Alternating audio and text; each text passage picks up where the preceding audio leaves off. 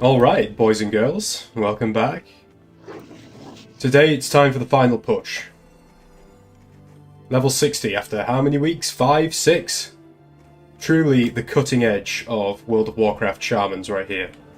But, you know what? It's been fun, it's been chill. And ultimately that is what the name of the stream is, right? It is the Season of Discovery chill stream. I say as my fucking phone buzzes like a bee in my ear. What the fuck is that? God, there's alliance everywhere on this server. I say that just as a Sergeant Naifu, the orc female, runs past. What I was trying to say is, what a good place to hit level 60, assuming that we hit it here. Once the squad, El Squadron, comes online and we start doing the dungeons, it might not actually be here that we hit level 60, but no complaints. Is that... Why is he a troll? What's he using to do that? How are you hiding your figure like that, sir? I don't understand. I don't like this.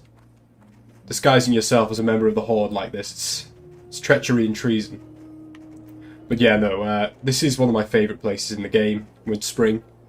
A truly gorgeous zone. I like to think that if... What the fuck are you doing? Get the fuck away from me. I don't trust... So far I've not been ganked in this zone yet. In fact, I have, just once. I don't want it to happen again. But what I was going to say there is that I like to think that if Northrend had been in Vanilla WoW, it would have looked pretty much exactly like this. You can imagine it, can't you?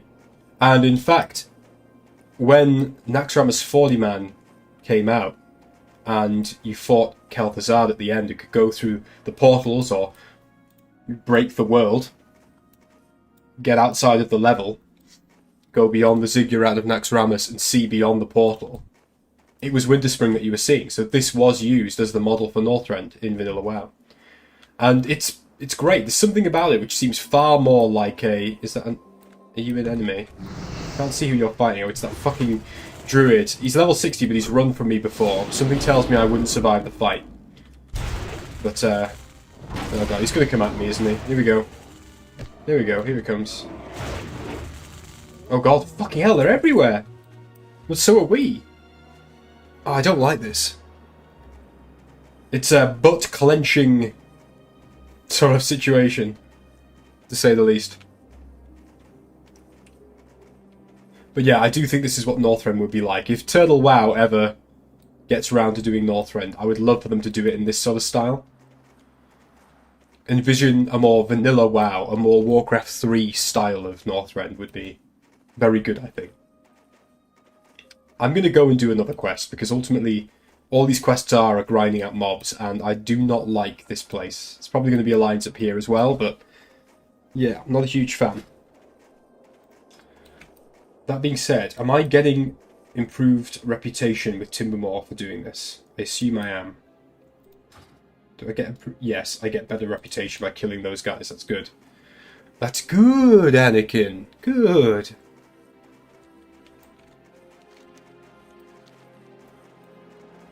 The plan today then, kids, is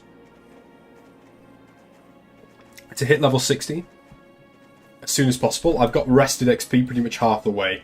If we hand in a few quests, we can maybe bump that a little bit further, because it is much faster grinding out mobs with rested XP than it is without. It's way, way, way faster.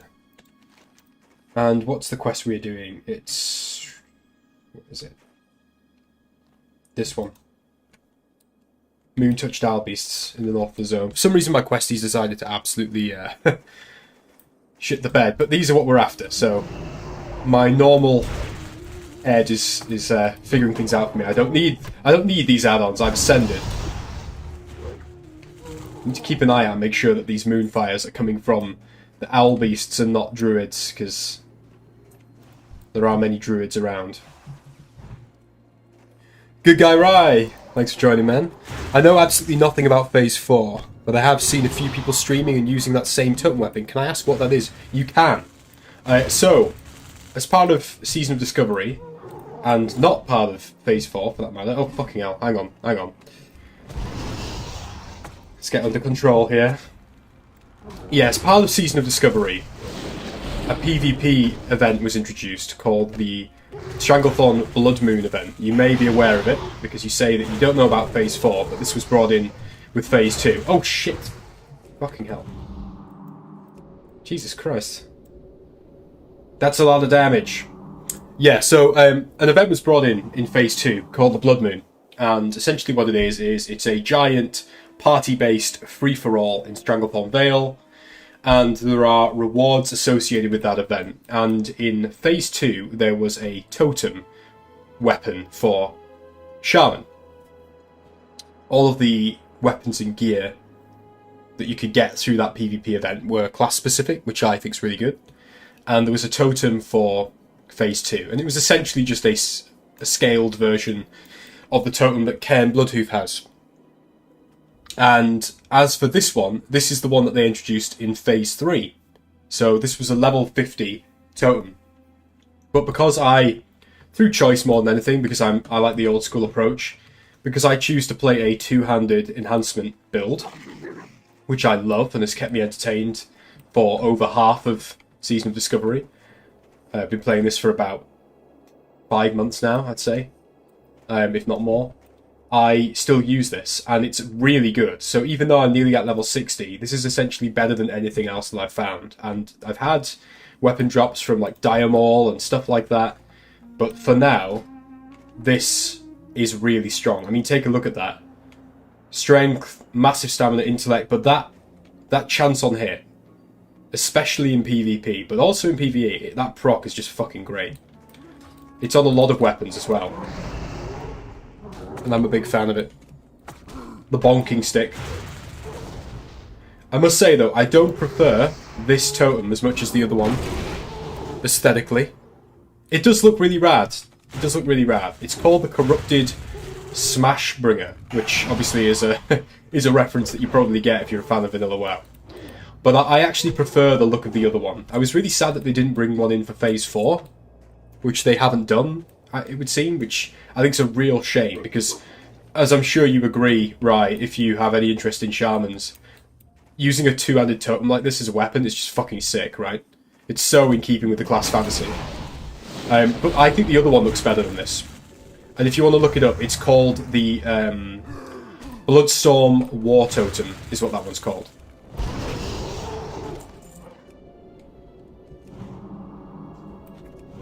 Leviathan says, SOD is near its end. Bots are taking over to the point that farming mats is a joke, let alone profiting for them. I mean, I can't really comment on that one, Leviathan. Like, I've been playing in a fairly chill way, basically just playing my 2 stream nights a week, and that's why I'm not at level 60 yet. And I've done a lot of dungeon leveling, and even though I'm mainly leveling with a group of friends and guildies, I've not really encountered much in the way of bots yet, but I'm sure they're out there. Whether or not it means that SOD is finished, I don't know. I wouldn't want to necessarily say that the game is done for. It seems very popular, and I don't know if that's bots. I think that my irony with SOD is that SOD is really popular, or it seems to be popular anyway, on my server, despite the fact that there's not a huge amount of change from Vanilla WoW. Like, yes, there are changes to classes, you can see that from what I'm playing, and that's really fun. But in terms of the actual content, not a whole lot has changed. And when you consider that this is Season of Discovery and not just Season of Mastery, which was all about, you know, just tweaking things, I do think that they've really not put in anywhere near as much stuff as they could have done. You know, like, what have we actually gotten in Season of Discovery that's really new? Well, some tweaks to Molten Core, an extra boss that is literally a Pyroblast effect, and a single extra dungeon, which, to be fair, I do enjoy, but I don't think it visually matches or comes close to any of the other ones. So, yeah. I'm enjoying it, but I'm enjoying it because Vanilla WoW Endgame is really fucking fun, in my opinion. So, that's the weird, nuanced answer. It's enjoyable because it's fundamentally still based around the content of Classic WoW with past changes. And, yeah, for now, that's good fun. Rai says, it is perfect class fantasy for sure. And I checked it out, the Bloodstorm totem looks even more badass. I think so. I think it also looks really vanilla, in my opinion. Like, the Bloodstorm totem looks like a weapon that would have been in Vanilla WoW. And to be fair, it is in Vanilla WoW. I was kind of disappointed to find out that it is just basically a scaled down version of the totem that Cairn Bloodhoof has in his hand in Thunderbluff. But I'm also glad that they brought a weapon that was unobtainable in vanilla into Sod. So, good addition. But that's what I say, unfortunately, no new one for Phase 4, which I think is a real missed opportunity. But you know, indie company, limited resources and all that, right? Sense the tone. What server am I playing on? We are on Crusader Strike EU. It's the, I think, RP PvP server. We used to be on Chaos Bolt, right? That was the server that me and my friends were on, and we enjoyed that server a lot. It had a good community. It was actually, in my opinion, doing really well, but for some reason, during the heights of very early Phase 3, before it kind of got drawn out infinitum, Blizzard decided to merge that server and several others, which, yeah, meant that we had to choose another server. And we ended up choosing this one.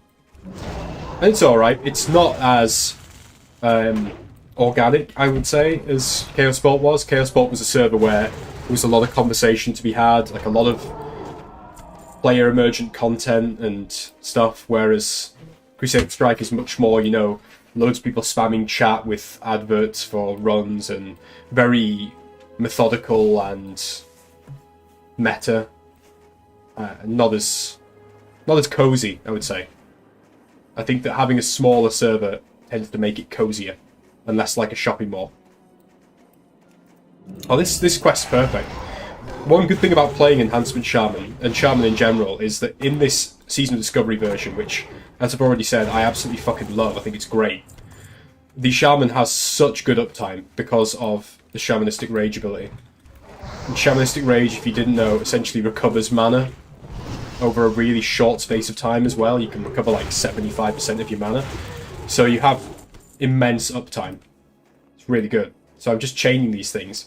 And given again that we're playing a Shaman, the fact that we can basically just gain mana for free with Shamanistic Rage means we don't have to sit to drink.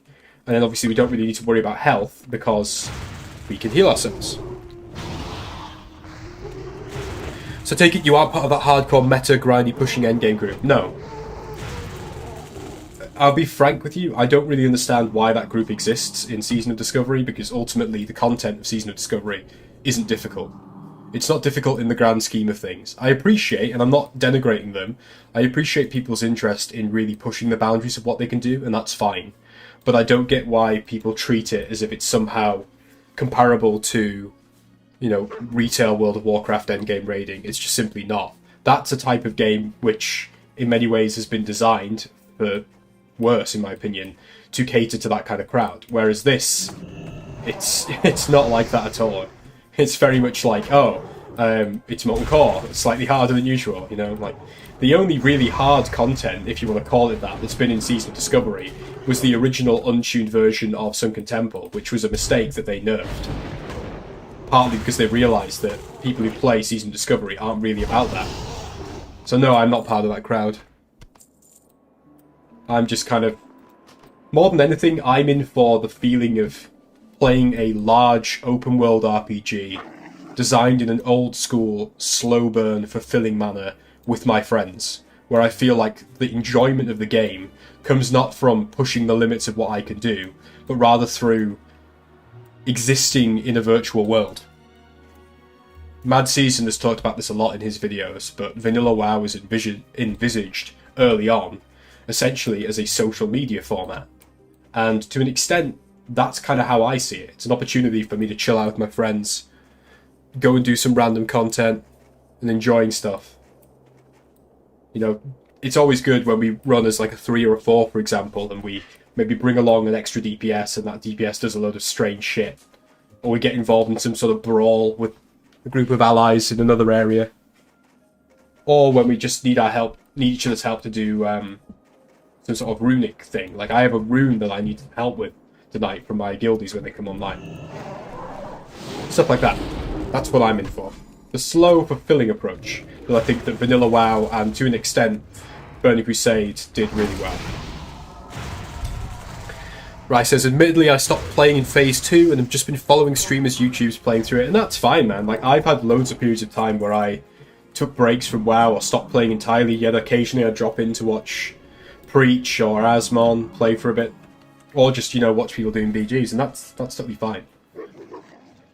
I think it could be a very good background chill thing for people who just want to watch some content and just have a relaxing evening.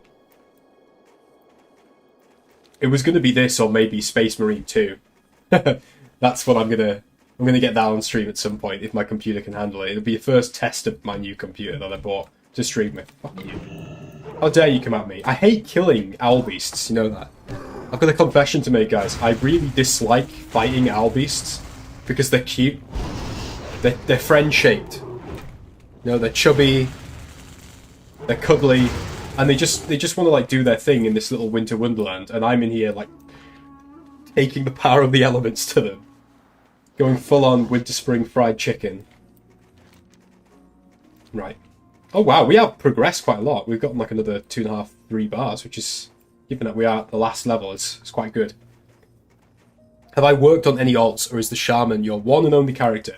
It's close to being my one and only character, but it's not. I originally played a warrior, and my intention was to tank in Season of Discovery. But I found that in Phase 1, I think a lot of people will agree with me, I found that the warrior was just so underpowered compared to the changes made to other classes, that it just felt kind of bad. It didn't feel fun.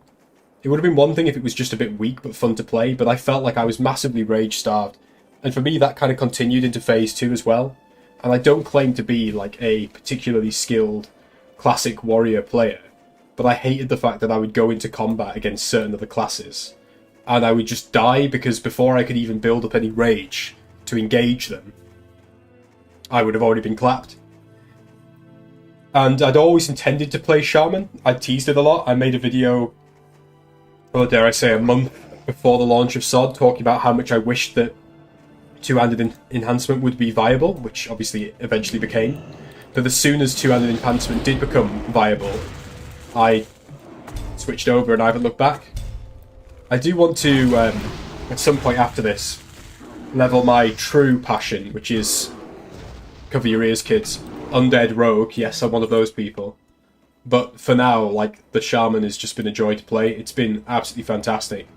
And what made me choose this was not only my interest in the class fantasy and experience playing Shaman in other versions of the game.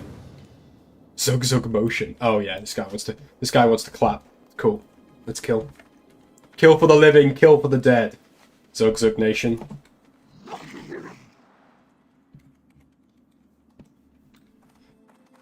My man, what is he here for? He's hiding. Yeah. That's what we're here for. This is the sort of thing that I enjoy. These sort of random groups. Look at the size of this man's shoulder pads. Dude over here looking like an ultramarine. Looking like some fucking... a member of the Legionnaires Astartes over here. But yeah, what made me choose Shaman in the end was that I ran a Nomergan run. And there was a Tauren enhancement Shaman in our group who had the Bloodstorm War Totem, and it just looked fucking amazing, especially on a Tauren, because let's be honest, the Totem weapon, that's a Tauren thing. You know, I love my Orc Shaman, but it is a Tauren thing. And it was just, yeah, it was just incredible. Oh shit, this guy wants to bang High Chief Winterfall. Alright.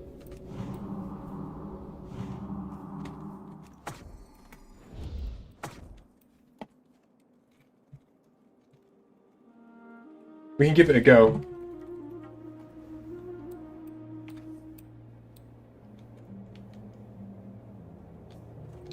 Right, what are we doing here?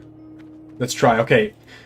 Pause for a moment in the chat, boys and girls. We're about to fucking bang.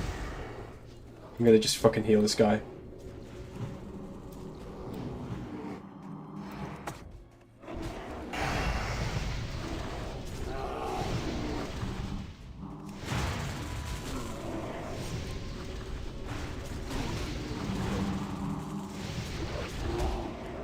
Oh, fuck. We're doing it, boys.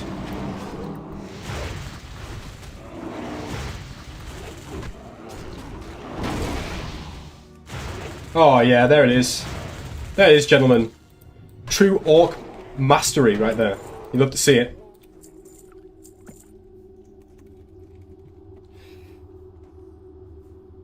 Nice. That was sick. But yeah, I was doing Gnomeregan and I saw a Tauren shaman with the Bloodstorm War Totem. And I was just sold. There's a person who's always loved... crudely written log. Nah, I didn't even have the last one. I'm on the simple kill and load kill quest stage. I hate having to try and talk whilst talking to you guys. I'm so bad at it. It's why I get my mates to form groups and stuff when we do dungeons. My multitasking skills are absolutely in the toilet. Hey, Pitstopper. Good to see you again, dude. Thanks for coming back. How are you getting on? Did you make that paladin? But anyway, let me just quickly finish this story. So, as I say, I was doing Gnomeregan, saw a Tauren shaman with the Bloodstorm War Totem, and as somebody who's always loved shamans, that was basically me sold on it, and I've been playing the shaman ever since. So, in a roundabout way, right, I have been playing the shaman as my only character since then. But once I'm at level 60 and once I'm kind of just coasting along, and maybe after I've run Molten Core a few times, it's going to be... Is this guy wanting to bang? This guy wanting to throw some hats? I mean, he's level city. He's 3 city. But we can... he's got enchants. Nope. He's big. He's big. He's big. But yeah, I want to level an undead rogue next. Go full Conrad Kurz. Full Night Lords on it. Kirill says, hi, on your last question from the streamer Zulfarak on how to rework leveling, the answer is story tokens. Each mini quest story will reward a story token which translates to plus 50 mana and HP. Add a cap to how much you can add and there you go. All the content is relevant, all the quests have meaning to complete. The world is alive for people and people are running left and right for their natural power increase. It's an interesting thought. It's an interesting thought. You got to level 15 on your Paladin, Pitstopper. How are you finding it? When I played mine, I thought that it was quite a slow burn. Rogue looks like a lot of fun in Phase 4. I mean, the Rogue, in my opinion, was the absolutely unquestioned lord of Vanilla WoW. I know that people say that warriors were super powerful. I know that priests were very, vital. But to me, it's always going to be the rogue.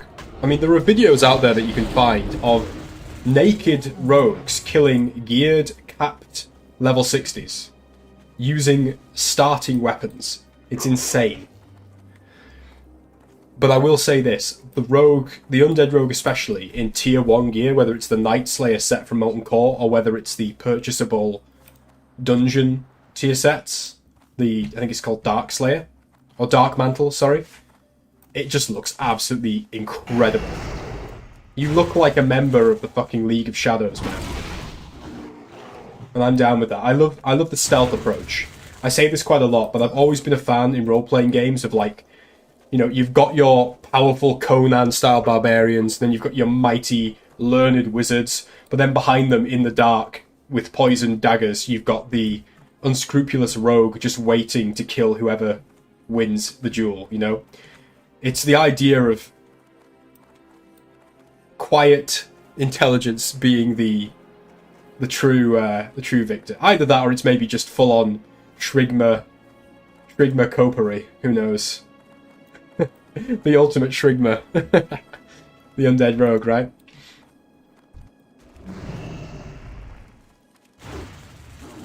You've made a subclass of a subclass of Paladin. What have you gone with?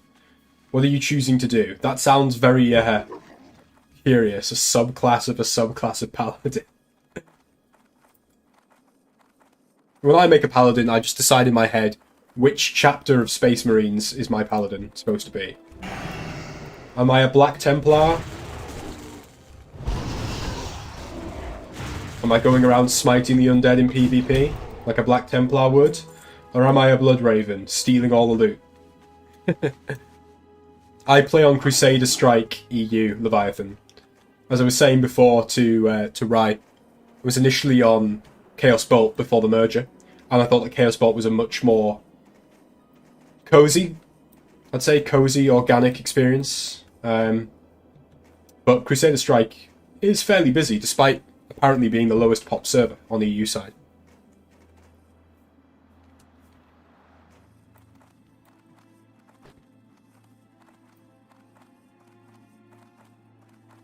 Very curious to know what this subclass of a subclass of Paladin is. It sounds like you're really doing yourself dirty there, Bitstopper.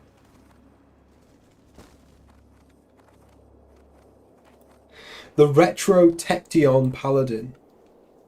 The Retro Tection. What is that? Paladin with a giant two-hander. Oh, Retrotection. Alright. That makes more sense. Retrotection. Giant two-hander, but has really good defensive capabilities. I mean, makes sense. Some of the Shaman builds I've seen are pretty crazy, so I can believe that Paladins, the other mega hybrid class, would probably share them as well.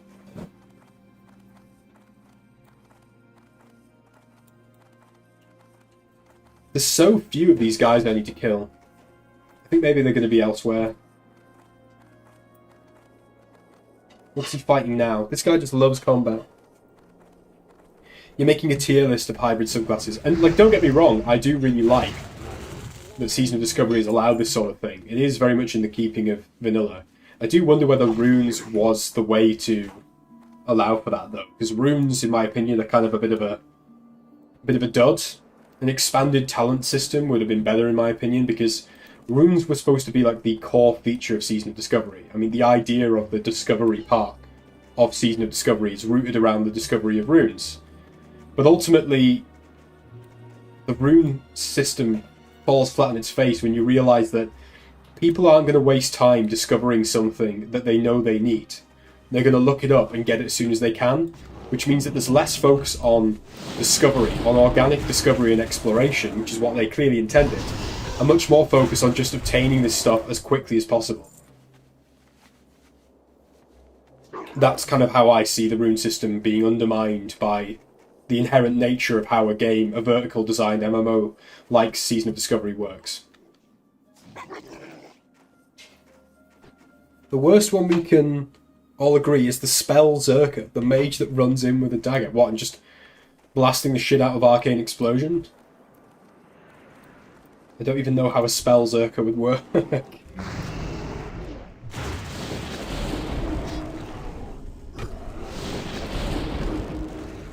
I think my guildies have gotten tired of waiting for me to hit level 60. They've decided to just leave me to my fate. No! No, warrior!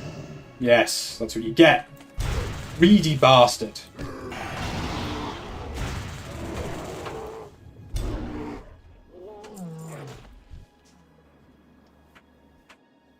How many of these do I have left to kill? So many of them. I feel like I'm just exterminating the Winterfall tribe. But what exactly, I do not know. They are just keeping within their own village precincts. I cannot see how these guys are a massive threat. They literally live in tree trunks. It's not like any of them have got an ICBM hidden up their arse, is it? Let's be honest.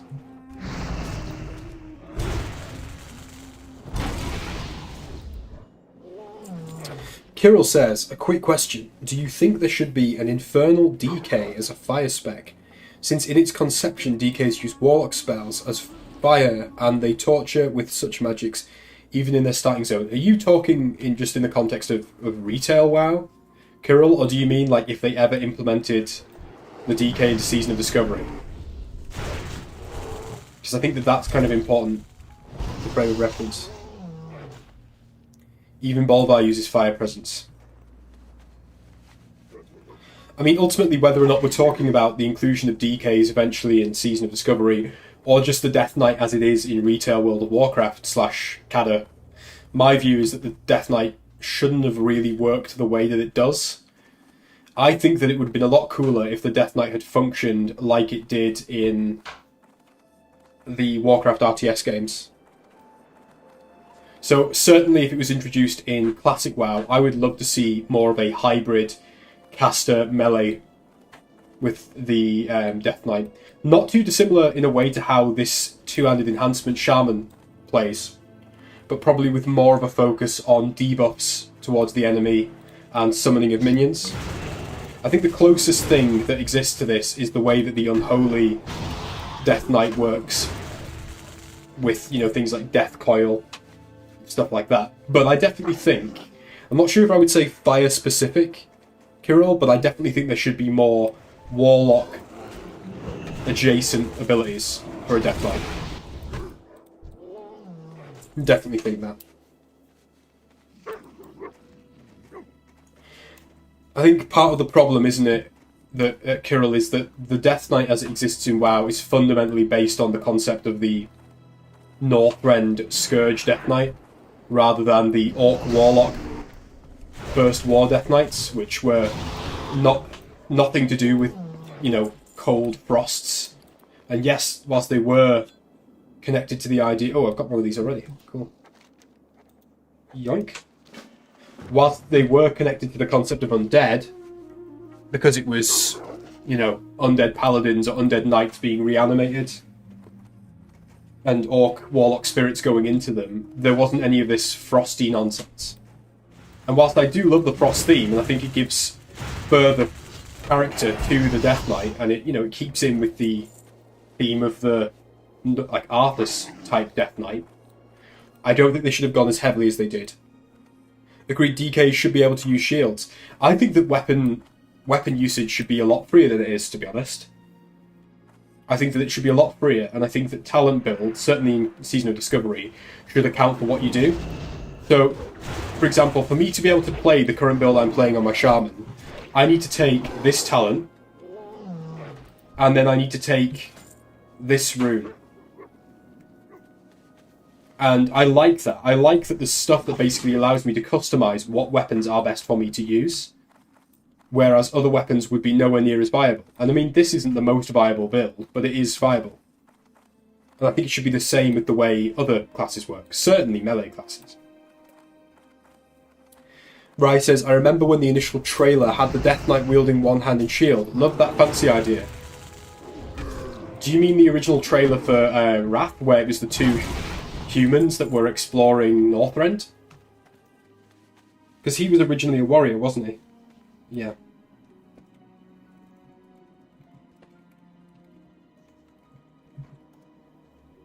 Yeah. Good teamwork. I feel like the beginning scene of... Well, it's not the beginning scene, but that early scene of Predator, Dylan!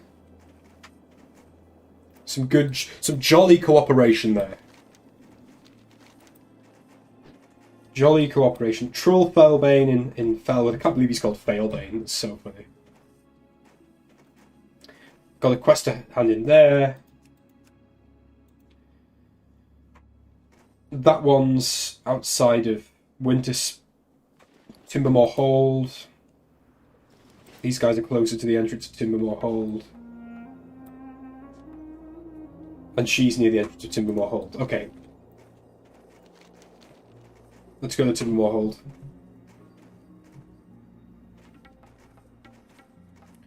Not only melee, Kel'Thuzad has one, why can't Death Knights? Yeah, I agree. I agree. Kirill says, not only melees, Warlocks should be able to use intellect maces and axes. I love that idea. I love the idea of, mages and Warlocks using weapons. I would love the idea of... one thing that I always thought was really cool was when you watch Lord of the Rings. Let's be honest, Lord of the Rings is the inspiration for all of these games. Gandalf has Glamdring. He has his elven blade as well as his staff, and he uses his sword. And I would love to see kind of almost like a Dark Souls-inspired buffing of weapons. Where's this? What the fuck is this? Sorry a second. Mechanical Yeti. Surprise and pay each of my friends a visit. Turn the Yeti on, sending it towards them. Everlux, Gadgetan, And Marshall's Refuge. Oh, fuck that, man. I'll do that another time. I'm not going to Marshall's Refuge. Get out of here. But yeah, I would love it if mages could use swords and buff the swords. Or summon swords. Summon intellect-based swords for enhanced melee damage for a period of time. Or something like that. Kind of like how shamans have shields. Shamans form a lot of the basis for my ideas, if you haven't noticed.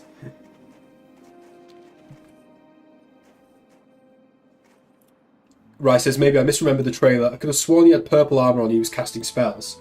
I'm pretty sure in the trailer, right, and obviously feel free to go and check it back, I'm pretty sure he's wearing, like, a form of the sort of, like, Naxxramas looking gear from, not tier gear, but just random pieces from Naxx 40. And I think he has a shield that you can get in Naxx, but I could be mistaken.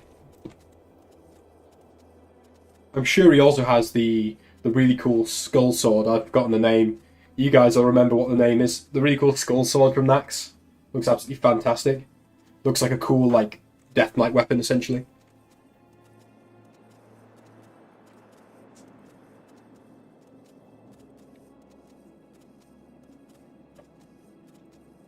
Not really a fan of that idea because we don't want the Berserkers. Yeah.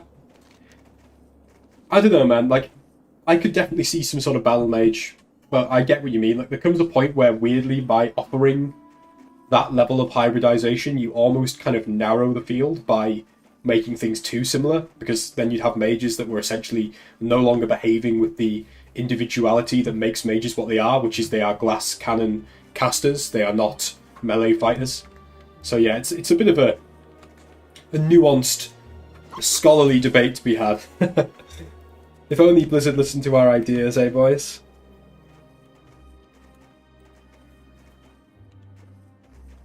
We have a concept of a melee wizard. It's called Spell Thieves.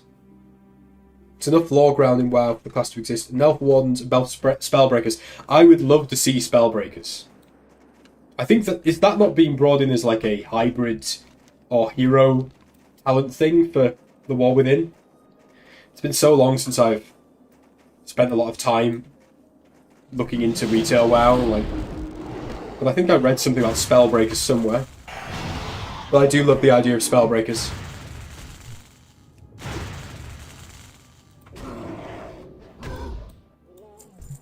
Boom! 3 Siddiq!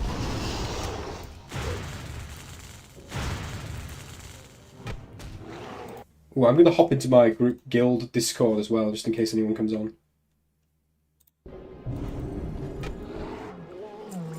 Ooh, I can get water from these guys. That's big.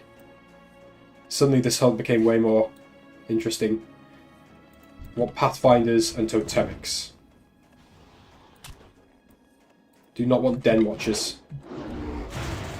They can continue to watch the dens.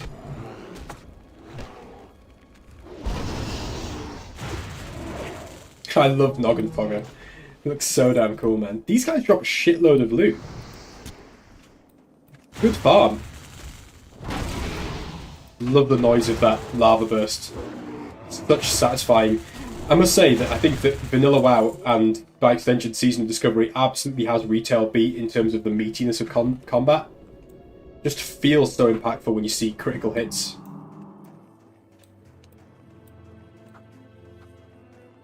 I'm totally right.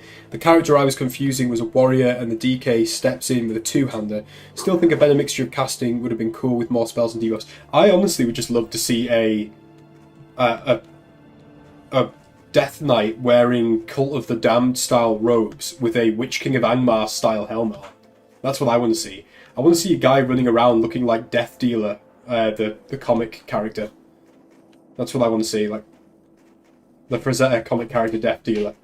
That's what I want Death Knights to look like. Or like the Horned King from The Black Cauldron. That's a very niche example, but if you've seen that film, you'll know what I mean. Casting off death coils and immolates and stuff like that. And then running in with like a two-handed rune blade to start casting Scourge Strikes and stuff of that nature. I'd love to see it.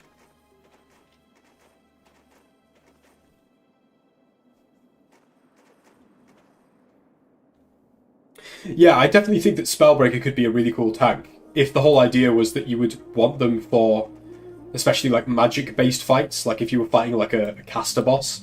I think that there should be more focus given to rotation of tanks based on what's good for different fights. I know it's not so easy with, you know, having to have a group of people with different, you know, different classes and stuff available to tank, but I think it'd be really cool if, as has happened in previous fights in vanilla, there was an understanding that you would use a spell breaker for certain fights, kind of like how you would use a warlock for the Twin Emperors fight in vanilla WoW.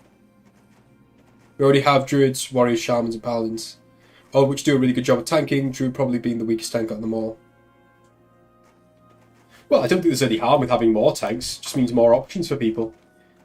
If anything, I think that having more ways to tank is a good idea, because part of the reason why the DPS healer tank dynamic is so bottlenecked around healers and tanks is that people don't like the responsibility and they're therefore in greater demand. So if you make that process something that more people are interested in, you kind of make the whole situation easier on everyone.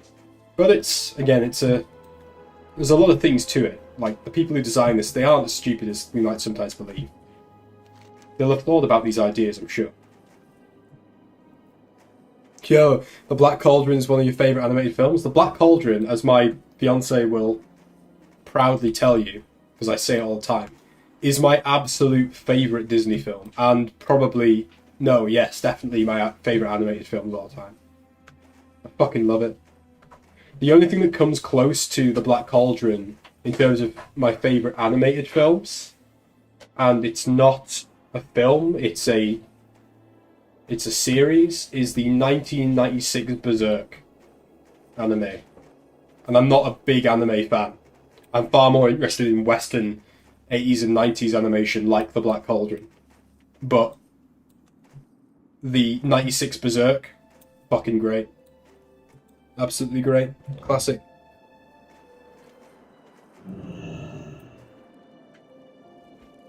What Deadmines loot should you go for as a paladin? I mean, in Deadmines, I would just go for whatever you can get. Obviously, if you can get Smite's Mighty Hammer, and you're doing a two-handed build, especially as a human, if you are going as a human, that's probably going to be good for you. Mace spec. It depends. If your what was it? If your retrotection build is more about kind of melee and less about casting, less about healing and stuff like that, then I would go strength focused as much as possible. Watch your back. Ooh, going back to Felwood. I like that. I love Felwood. What else have we got here? Cypher, just outside of Timbermore Hold. Okay, let's do that. And then the other one's in Felwood. Okay.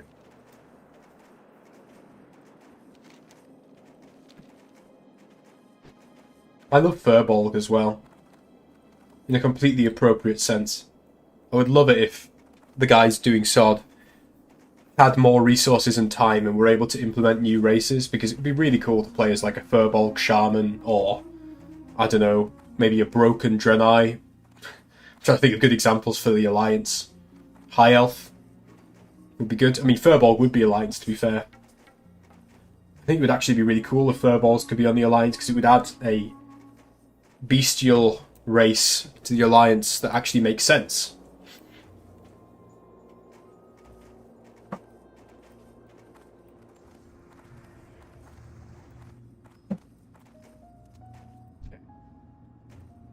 Cypher. Ooh. Nice. I mean, nowhere near as good as what I've got on, but still decent. I remember this now.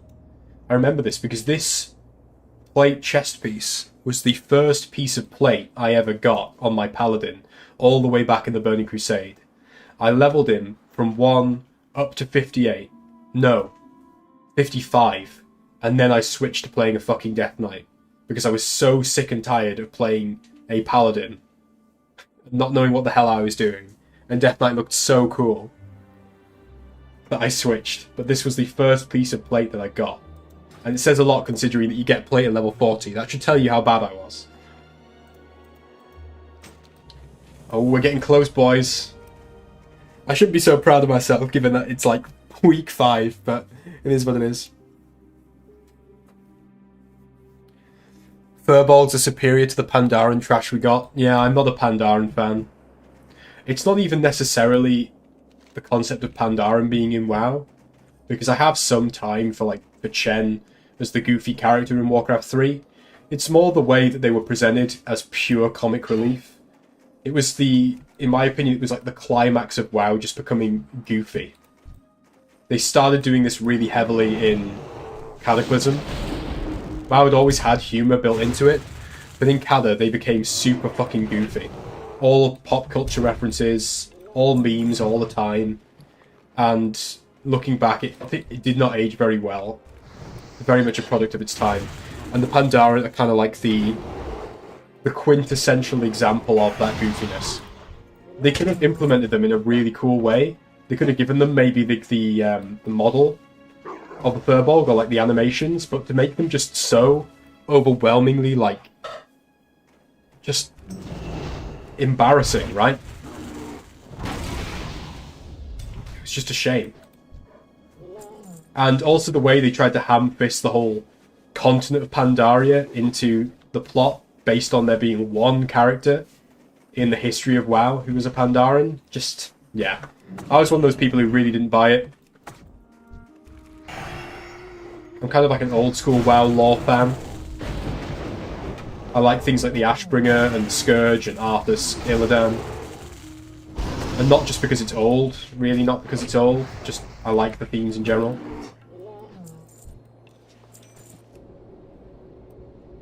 Just a few bars away, you're killing it. Thanks, thanks, Rye.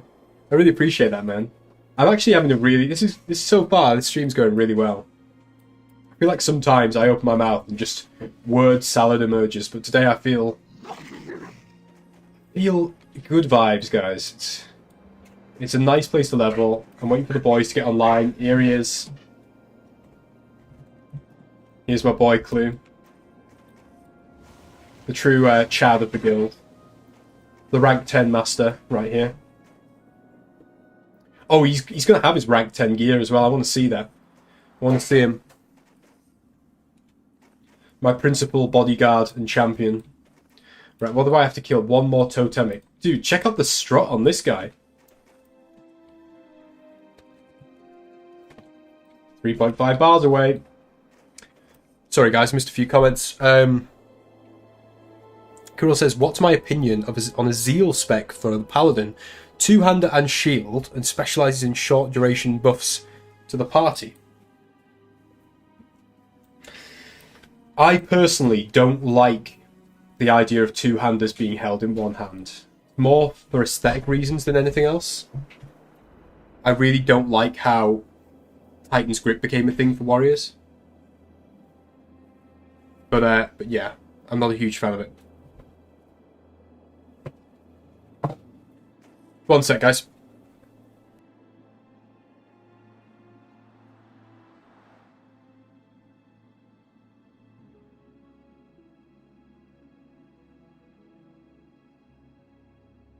Sorry about that. Louisa just had to grab some stuff, and I have done the guy thing and piled just loads of crap on top of her stuff. That's my way of cleaning. Just put piles on other piles.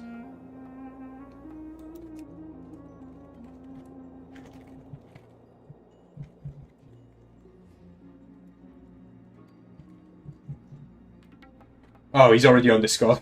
Fair enough. He's a stealthy guy. Just pops into disc.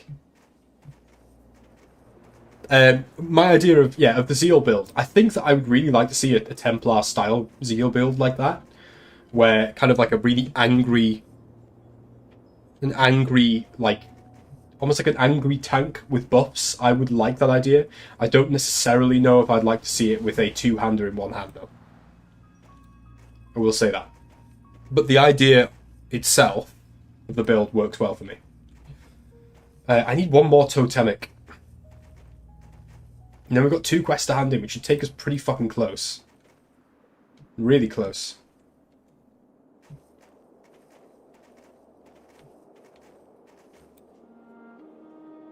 Kind of metaphorically hit a brick wall, though. There's this really annoying gnome mage who always whines all the time that he saved my life. He steals all of my kills, and then baits a bajillion kobolds and leaves me to die every time. Nearly gone bankrupt in repairs, all because of this bloody gnome. Is this just in one dungeon? Oh shit, my... Oh guys, this is stupid. I let my buff run out. I let my sleeping bag buff run out. We'll have to put that on in a second. I'm missing out on the 3% XP, guys. I'll probably make that up in the time it takes. Within 3 minutes, I'll probably get enough kills to make up the difference, but... It's the Totemics, man. Totemic would be a really good name for a metal band, by the way. Just putting it out there. You can use that. You can give me your royalties, the musicians out there.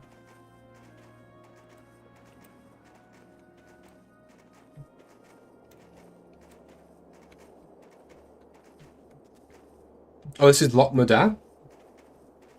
What you... Right. I mean, maybe it's time for you to say bye-bye to Loch Modan. I know it's nice, I know it's calm, I know it's cozy, but there comes a time in all of our lives, Pitstop, where we have to say goodbye to the coziness of Loch Modan and enter the true desolation that is Westfall. It's time you started killing Harvest Watchers. And if you haven't done that, or if you've already done that, it's time for you to start killing what they called orcs in Redridge.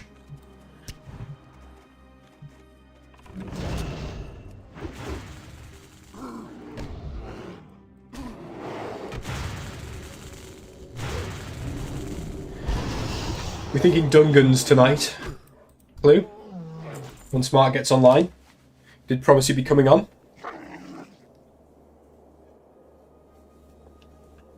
Need to get my Molten Core attunement. As much as I would happily never go inside BRD ever again, having leveled like from level 1 to 56 on it,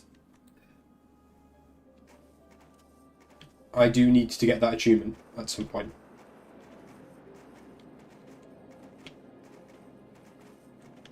Oh, there we go. There he is.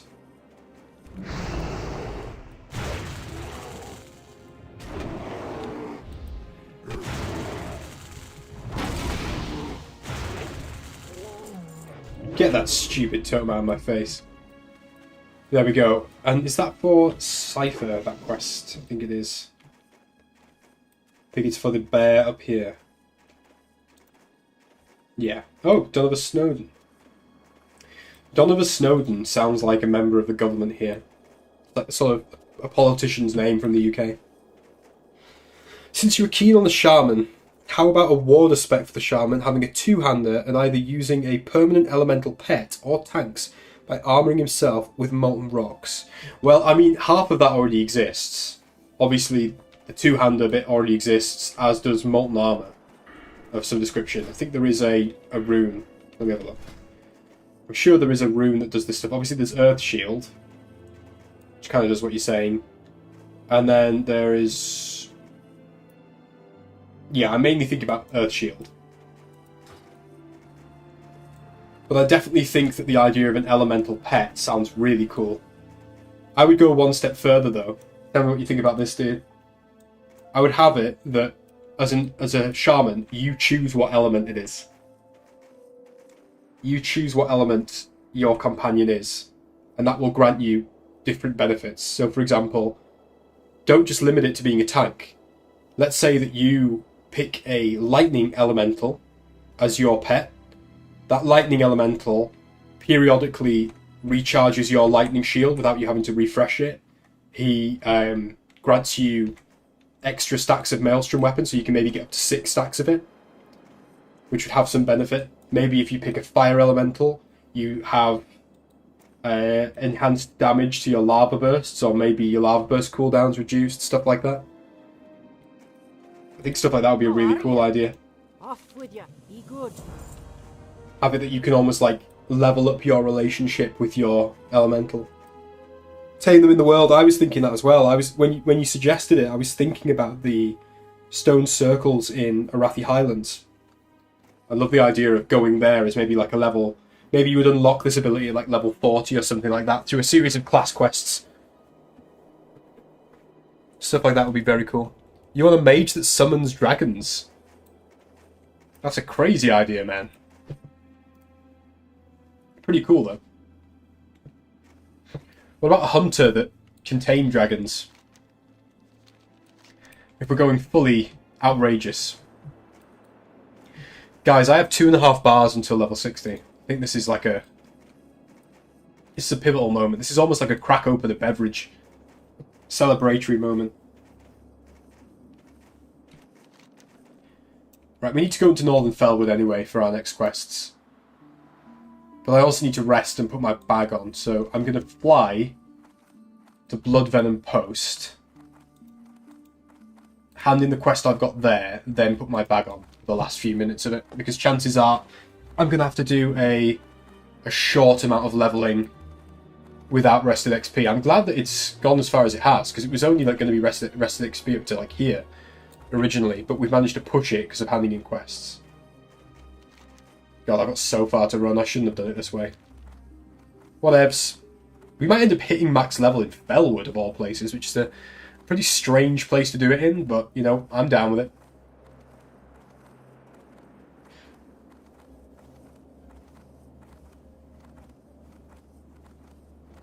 We'll have it kind of like part of the Chronomage thing. You have a temporal Chronomage, add it to the Bronze Dragonflight. It'd be cool if you could turn into a Dragonkin temporarily. Like, transform into one of those ones who runs at you with the blade spins. You know which ones I mean. They do the kind of cool flourishes with the blades. You gonna go eat breakfast, Bivalgrin? Dude, eating breakfast, Pitstopper. Where are you? Are you in West Coast, USA? You gotta be. It's fucking 8 o'clock at night here. Anyway, man, enjoy yourself. Thanks for dropping by. Good to talk to you again. Don't be a stranger.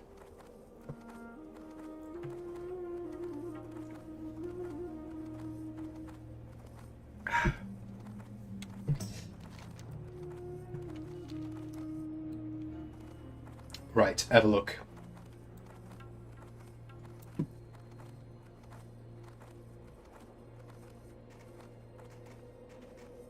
Those are fighters, preferably the four-legged ones are casters. Yeah, they are. Don't go full shadow on me, please. I've not seen a lot of PvP, world PvP lately.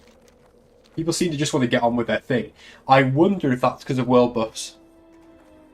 I wonder if a lot of people are less keen to engage in world PvP because of the fear that they can drop their world buffs. I know that some people are boomed, but not everyone's boomed.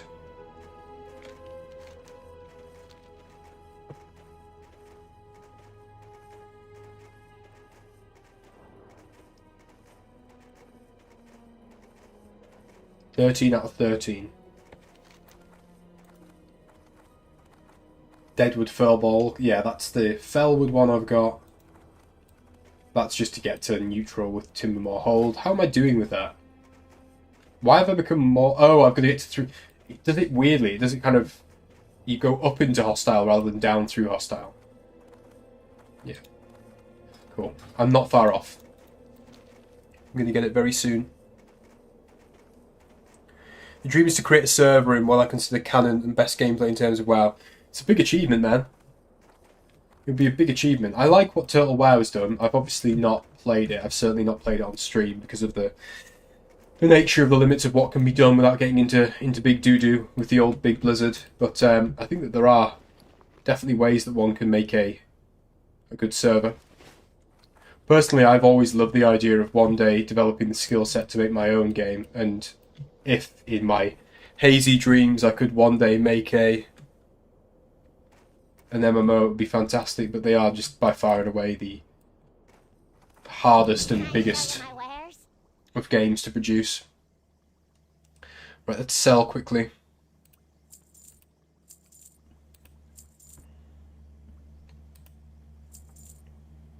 I've got so much crap in this inventory, it's insane.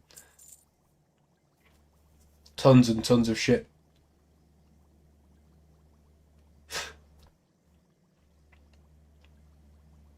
I don't even know what I'm doing with all this stuff, you know. Blizzard is lost. I think that, sadly, it's not even so much that Blizzard is lost, it's more that their focus is not right. Their focus is, in my opinion, in the wrong direction. But, you know, again, it is just my opinion. I don't need all of these mana potions. I can maybe sell them on the AH, though, for levelers.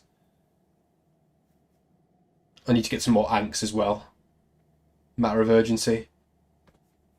What am I doing with this? Have I got this quest? Oh, I'm already on it. Cool. Right, let's get the bag out. Secure the bag!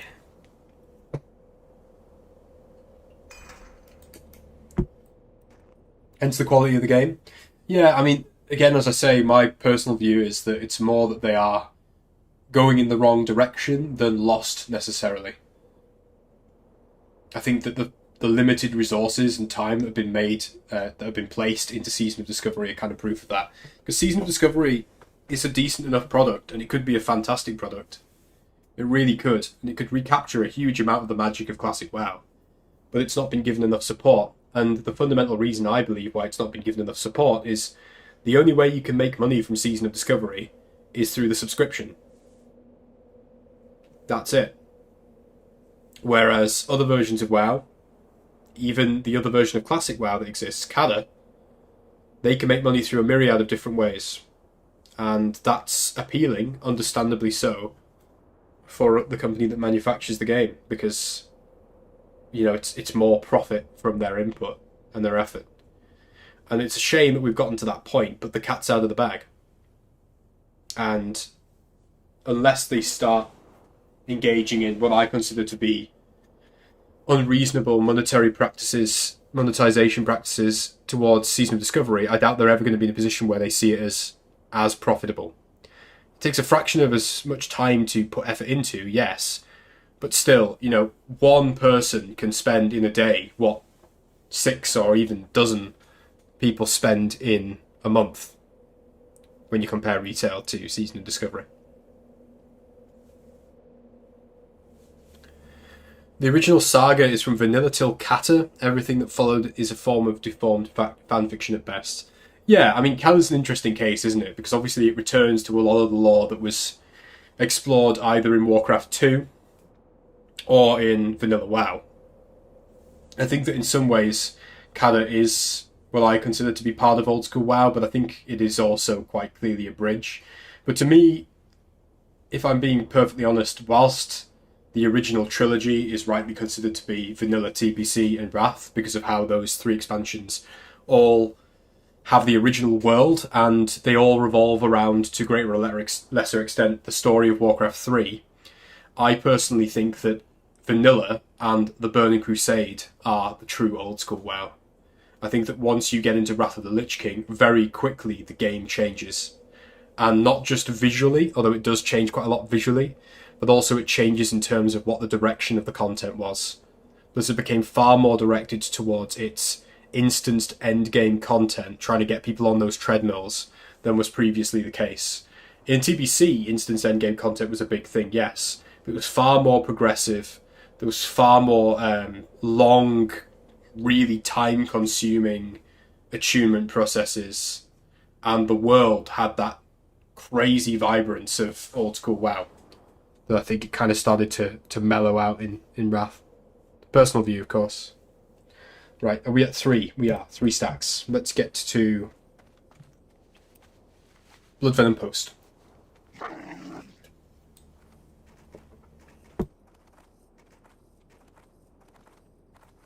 1 second.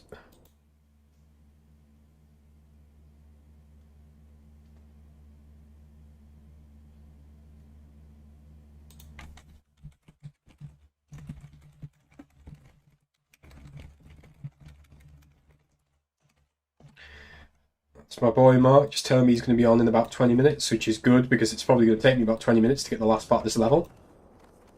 Perfect timing. What should we do as our first level 60 content? Kalki's Revenge, thanks for joining, man. BC to Lich King was peak in your opinion. Stopped at Cataclysm, but I enjoy watching streamers from time to time. May get into Classic because I was too young at the time. BC to Lich King. It's interesting. I think that the Burning Crusade, it loses out in a lot of these conversations about people's favourite era of WoW, but for me, I think it's great. I think it's almost as good as vanilla, in my opinion. What the Burning Crusade lacked in terms of vanilla's epic virtual world feel, it made up for in terms of just how much stuff there was to do. The progression and the attunement and the sense of fulfillment that came with the Burning Crusade, I think, is extremely hard to beat. And the sheer vibrancy and the level of detail that they managed to put into a much smaller world than vanilla, in my opinion, almost matches the vast, untapped wilderness feel that you get in vanilla. They're almost like two different approaches to designing an MMO, and both of them have their perks. I would try Cataclysm, Kalki, if you're the sort of person who enjoys... Sorry, I would try Classic. God. I would try Classic, as in Season of Discovery or Classic Era, if you're the sort of person that values two things. One, a slow, fulfilling approach to MMO content rather than a fast-paced one. And two, enjoying the feeling of existing in a virtual world alongside other people that you interact with. Now, one might think that you see that in all versions of WoW, but you simply don't. In vanilla World of Warcraft, you have to group up with other people to get pretty much anything you want to do done. Whereas in modern World of Warcraft, even if you do have to group up with people, you don't need to acknowledge them, let alone speak to them. Classic is a game for people who want to have a slow, fulfilling experience, whilst also feeling that they are a small cog in a much larger machine.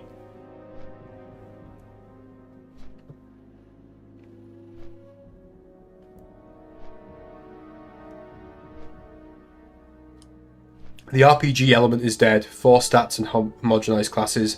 The MMO is instanced as a league game. Yeah, I agree with that. I completely agree with it. It's why I like that they've created systems in Season Discovery, however crude, that allow for things like Two-Handed Shaman. For Two-Handed Shaman to even work, I have to choose specific talents. I have to make informed decisions. That gives me agency, and I enjoy that. Whereas if we were playing retail WoW, they would have probably just... Well, what did they do? They got rid of the option to even play Two-Handed Shaman. It wasn't the way they had designed it. It wasn't the way they intended it. So they just got rid of it as an option. I dislike that. I like it when the role-playing elements of the RPG are really strong.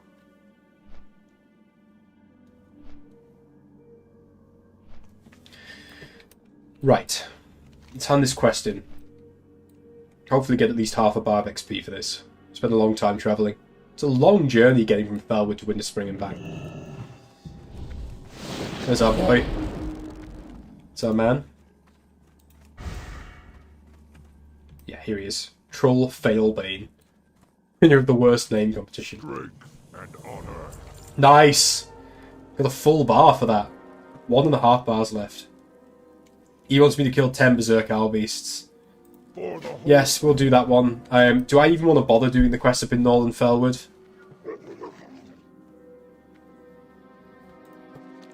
Or do I not want to?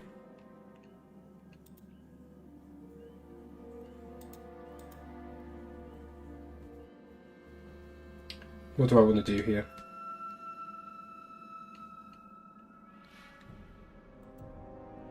Ten Berserk Owl Beasts slain. It says a lot about the design of vanilla, doesn't it? We talk about all the good elements of design for vanilla, but it says a lot about the weirdness that I can be picking up quests in Felwood in what is clearly a chain to answer and hand in the quests in Winterspring. Well, do the quests in Winterspring, then come back and hand them in again. Is it just nostalgia or a bias from us older players? I think that it's likely a childhood you can't recreate those feelings. This period of my life is linked to my entire adolescence. Right, we're going to get very nuanced here. I'm going to fly back to Winterspring to do that quest, because I think it's the easiest one to finish up on, and I want to finish in Winterspring. Right, this is a very nuanced thing, Kalki. It is nostalgia and a pining for adolescence, and it's also objective at the same time. So this is how I'd explain it. When I think about WoW, especially these kinds of versions of WoW, I think about the music I was listening to when I first got into it. I think about good periods of my life in the past and present when I've been playing World of Warcraft, and what have I been doing at the same time? You know, was it a particularly good summer when it was the launch of an expansion like Legion and I was enjoying it? You know, was it back when I was in high school and I would come in, rush home to play Burning Crusade, Lich King and Cataclysm? you associate it with good times, and that's where the nostalgia comes in, even if the game isn't in a good place. But at the same time, the game can still be really fun. And I'm not playing this right now for nostalgia, because ultimately this is Season of Discovery, so it has differences to what existed at the time. Secondly, I never played Vanilla WoW. I joined in the Burning Crusade, so I didn't play that. And thirdly, I play with friends that I, for the most, well, all of the friends that I play with currently, I met fairly late on in my time playing WoW. Clueless, the guy that I was talking to before, we only met through Season of Discovery and this stream. So I have good feelings associated with this now as an activity that I enjoy. I work, I have lots of things to manage, I've got my own home, I've got a fiance, and when I spend my 2 nights a week chilling and playing WoW with my friends, it's a fun activity, and not because it's some sort of like nostalgic hit of a drug to make me feel okay, but rather because I just enjoy it. It's fun, it's fulfilling, it's a good experience. Like Clue's saying there, for what it's worth, I started playing the game 8 months ago, and Classic is his favourite version so far. Exactly. You know, there are lots of people that only played Classic WoW for the first time, or even World of Warcraft for the first time, in 2019 onwards with the launch of Classic, and it's their favourite version of the game. The game is objectively very good. And just because you might have started playing it when you were a kid, back in Vanilla, Burning Crusade, Wrath, or later, doesn't mean that that's the only reason why you should play it now. So yeah, it is that weird combination of the two. Yes, there is nostalgia there for sure. It would be false for people who did play it back then and had a great experience to pretend that that's not there. But that's just one of several reasons why it's worth playing. But ultimately, like, the decision of whether or not you should play Classic WoW needs to be based on where you are in your life and what enjoyment you're going to get from it. I think the point where it becomes unhealthy is where you know that you don't really have the time, or where you don't really feel like you're getting a whole lot out of the game, but you feel compelled, either because you're in a guild and you're raiding, or because it's just habit or whatever. That's when it's a problem. But if you've got quite a busy schedule and you use this in your downtime to socialise with people that you might not see all that often, and you enjoy some adventures, and you're enjoying something like this where the content's new, then I think it's good. I think it's perfectly good. It's only bad if you're not having fun. That's the fundamental truth, right? When it comes to something like this. Okay, let's kill some berserk chicken men. That sounds like a good time. That sounds like the ultimate way to hit level 60. What were you doing? Were you slaying dragons? Were you defeating the monstrous undead? Banishing demons to the nether? No. I was smacking giant, fat, antlered chickens in the face with a huge, thick piece of wood. No clipping.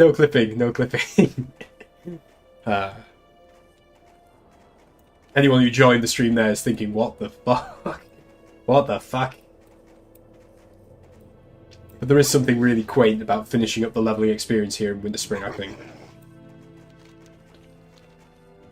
No better a place to do it in. And I know exactly where these berserkers are, these berserk owl beasts.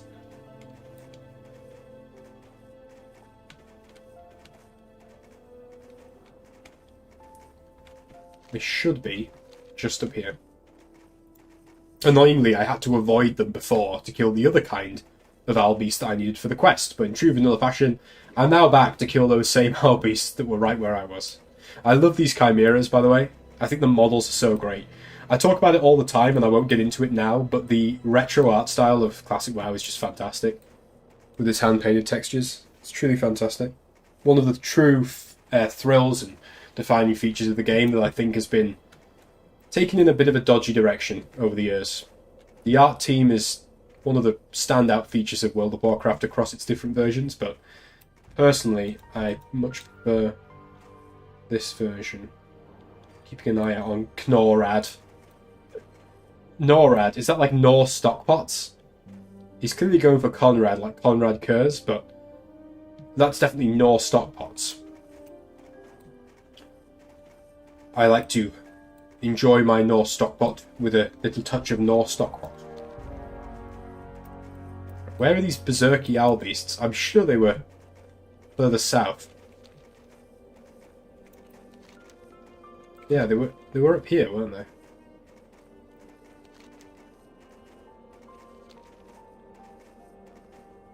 Have I just completely gone around them? I have, haven't I? I've managed to somehow completely avoid. It's my dislike of killing owl beasts to allow me to objectively avoid them.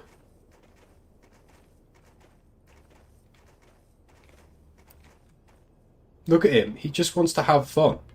He's just looking out, you know, he's just had dinner. He's just looking out over the forest, enjoying his time with his family in his nice little secluded village.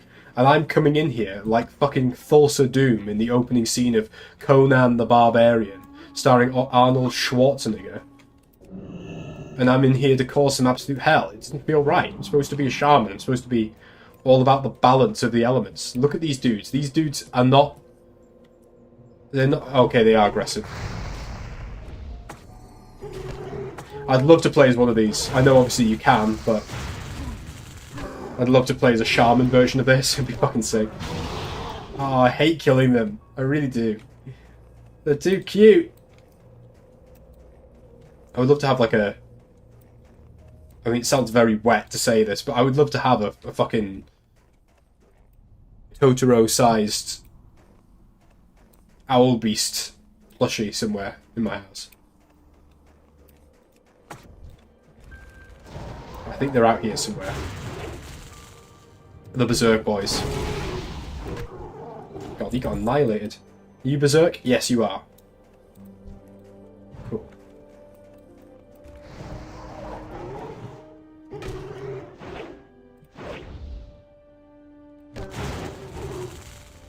Still not sure about dungeons then, Clue? Have you got stuff on? Now that you've hit level 10, sorry, rank 10. Hit level 10 long ago. You're taking a rest, a day of rest.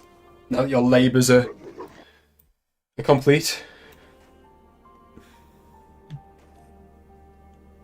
Where am I going?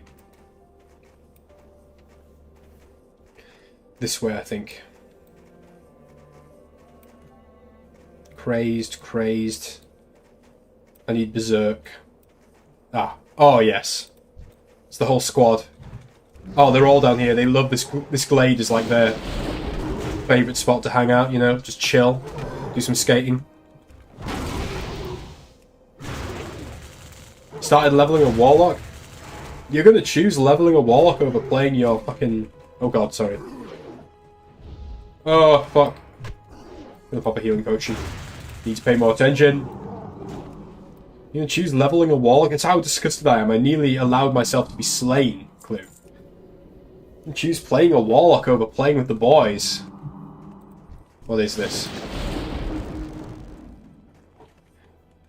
Have you shed PvE content? Is that for lesser mortals?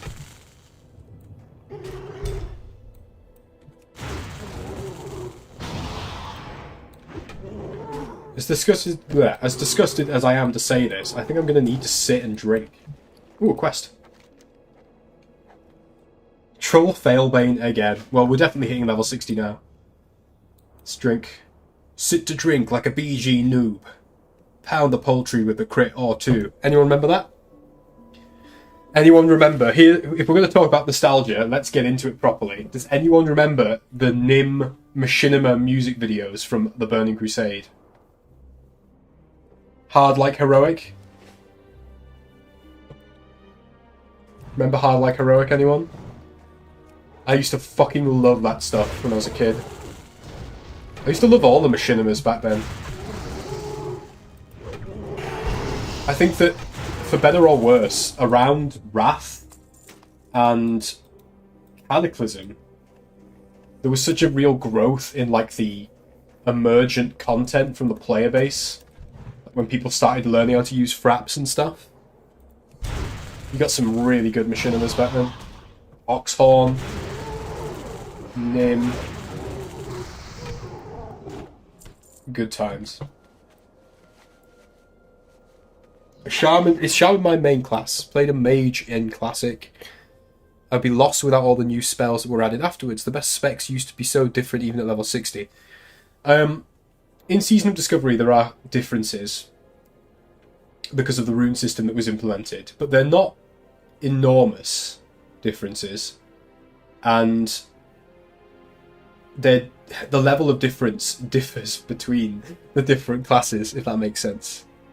I think it's one of those things where if you were able to learn what worked in vanilla, you can absolutely learn how to play what you want to play in Season of Discovery, without a shadow of a doubt. Shaman is my main class currently, yes. I love playing the two-handed enhancement Shaman, which, speaking of vanilla, it's essentially taking the concept of the two-handed enhancement Shaman from vanilla and expanding on it, and it's one area where I think that, despite their sins, Blizzard did a good job of making the two-handed enhancement work. It feels very good in SOD, in my opinion. I've been kept entertained by it for about 5-6 months now. But I will confess, guys, the time of the Undead Rogue is drawing nigh. It will not be long before leveling an Undead Rogue becomes my sole passion, because is there anything cooler, I ask you, dear viewer, than an Undead Rogue? And if you say a Gnome Rogue, just think about your life choices. Just take a moment and don't say it. Leveling is Biss. Leveling is one of the highlights of vanilla. And it's why I find it so strange when people get up in arms about the idea of having to level. Yeah, I'm gonna have to be careful here, because these guys get enraged and they get fat as fuck.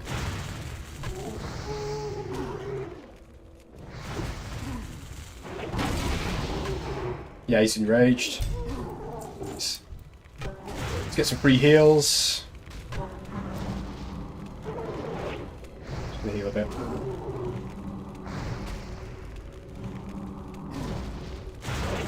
Boom. Massive.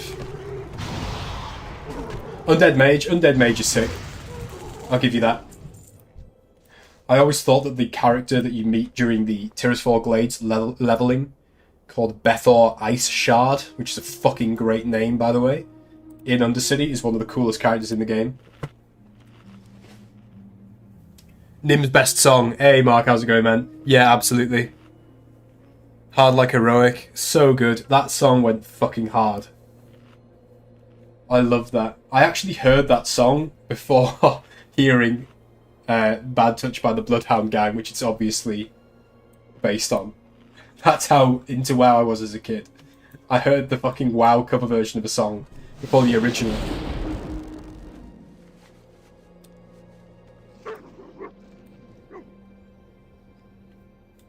Right, where am I at? I've got half a bar until I'm level 60. I'm going to hit level 60 from this quest. I'm going to do these two, fly to Felwood, and then we're level 60. I will ascend. I will finally meet my comrades in the halls of Valhalla. No, the one you linked. Oh, I didn't see the link for some reason. Nerf you. I don't remember that one. I remember a few of his. He had one called Can't Pug KZ, which was I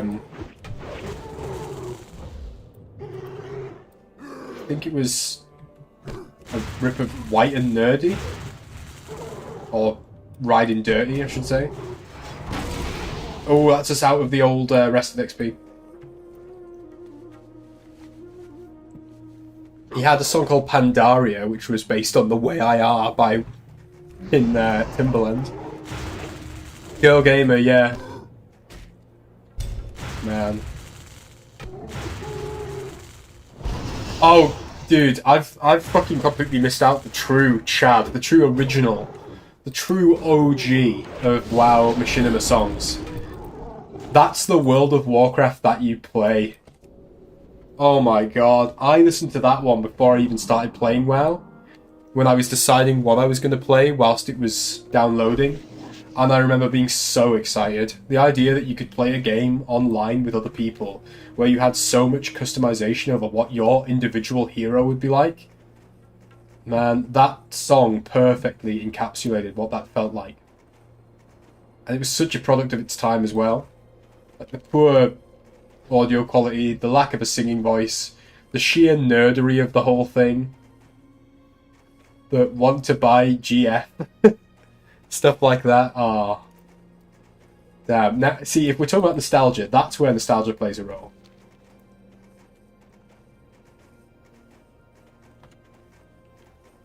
It was an innocent time as well. You know, terms like cringe didn't exist then, you know. They did exist, of course, but they weren't used in the same way that they are now. People could just, you know, enjoy the game for what it is. Loads more people shared in the kind of the RPG fantasy aspect of it. Wasn't so meta. MAGE, yes. Yes, Fireball in MAGE. I don't know why you're rolling a priest. Yes, that one's fucking great. And also Assassinate. Sit to drink like a BG noob. Pound the poultry with a crit or two. Blood and thunder. Assassinate. Premeditate. Ah, fucking good shit. He was good though. Like, he actually had bars. He did have bars.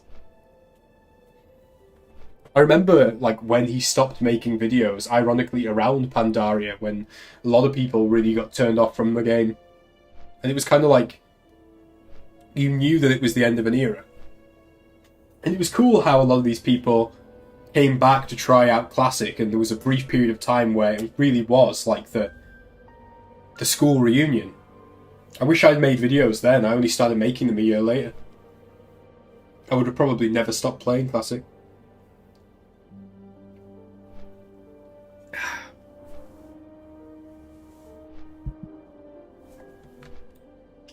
Right.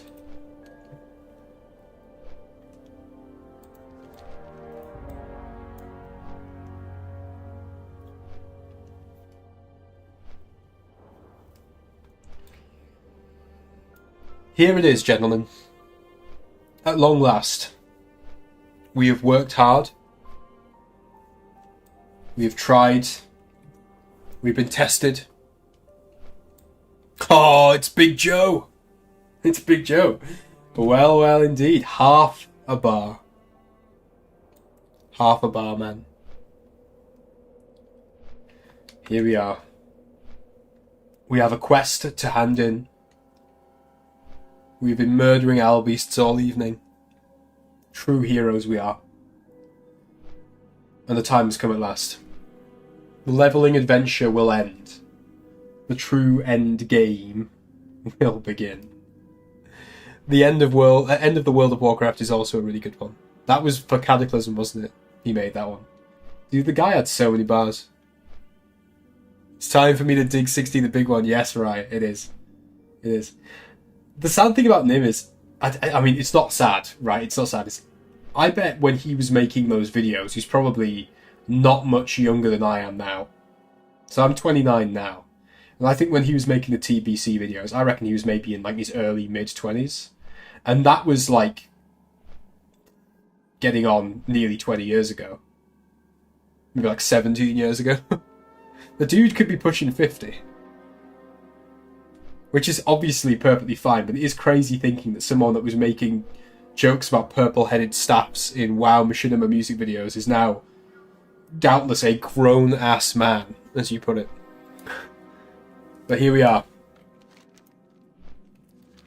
The time has come. All the words that need be said have been said. All the kills that needed to be killed have been killed. All that remains is to hand in the quest. Bloodvenom Post will be the place. Of all places.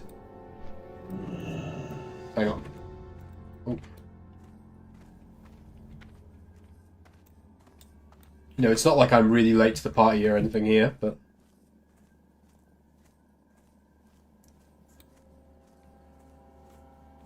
Ah, but you see, Mark, I picked up an item that gave me another quest that I just need to hand in to this guy, so realistically, it's impossible that it won't ding me. Are we ready? Here we go. Hard work is something I have great respect for, Vulgrim. Truer words were never spoken. Now we can move forward with our plans for Winter Spring, Park that idea, Mr. Failbane. Fuck that shit. I'm going to Scholomance. Go Boom. to victory. Go with honor. There it is. For the whole. Now how the fuck do I stop walking? There we go. I'm not going to put my last talent point in, because I need to figure out where my talent point should be. Thank you, Clue. Much appreciated, man. Let's get back to Org. Yeah, GG indeed. Thank you, friends. It's only like 5 weeks overdue. Here we are. The server is being very healthy. I mean, you're having to look at a lot of Tauren feats at the moment. But look at this. You want to know why I want to play an Undead Rogue? I know this guy's an Orc. Look at this fucking set. Is this shit not like the coolest fucking thing you've ever seen in your life? Look at it. The dude looks like he's playing WildStar. There's some sci-fi shenanigans right here. I love it. This is my second or third.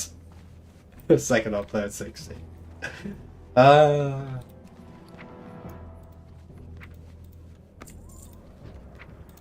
Right.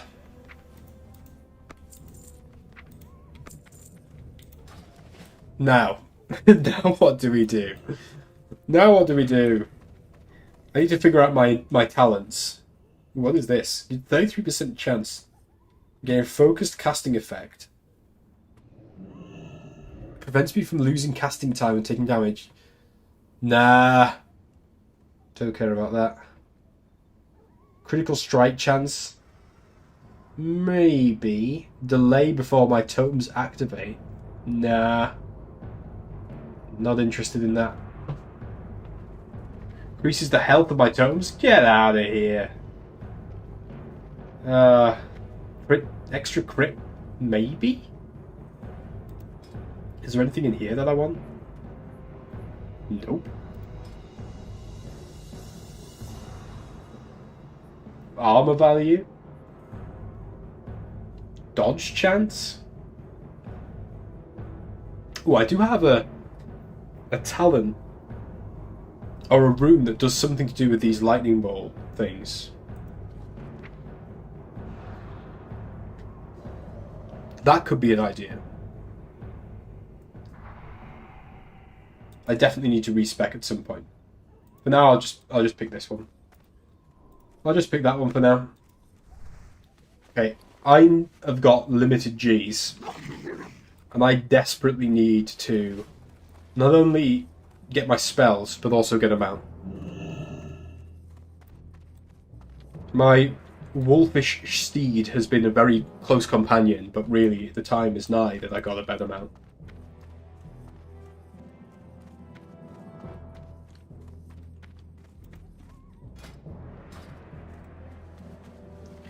How far off are you from logging on, by the way, Mark? Are you up for dungeons?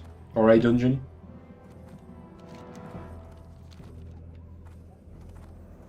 Down the rabbit hole of high level, wow, it's time to gear up. Absolutely. Dude, you're getting into it. You know how it is. I really want to do one of the dungeons I've not done yet. So Stratholme or Scholomance. I really want to do Scholomance. If someone's got the key, I would fucking love to do it. I need to do it as part of a Shaman quest too. Absolutely my favourite dungeon. Way. Okay. Oh, this guy shoulder pads PvP. PvP. Okay, I need to spend money. Damn. Earthshock, Searing Totem, yes. Don't judge me on my lack of stuff here. Wind Fury Weapon rank 4, yes. Wants it and then needs it. Oh god, there's so much stuff. Okay. Okay. Walk with the earth. What did we get? Ancestral Spirit rank 5. I don't know why this doesn't automatically upgrade, but whatever. Enhancement. I just know for a fact I'm going to be using lower rank spells by accident here. I'm just that good, you know, guys. Just using lower rank spells completely unintentionally, but because I don't know what the fuck I'm doing. And Earthshock rank 7. What a long, strange road it's been, but we're here. Now, what is the plan? What is the charge? Scholar, I think. I think that's the way it's gotta be, guys. A school of magic, some Harry Potter shit. If I'm gonna do Scholarmance, I need champions of renown and courage. And who are willing to tank and heal so I can just slouch and enjoy my DPS ways.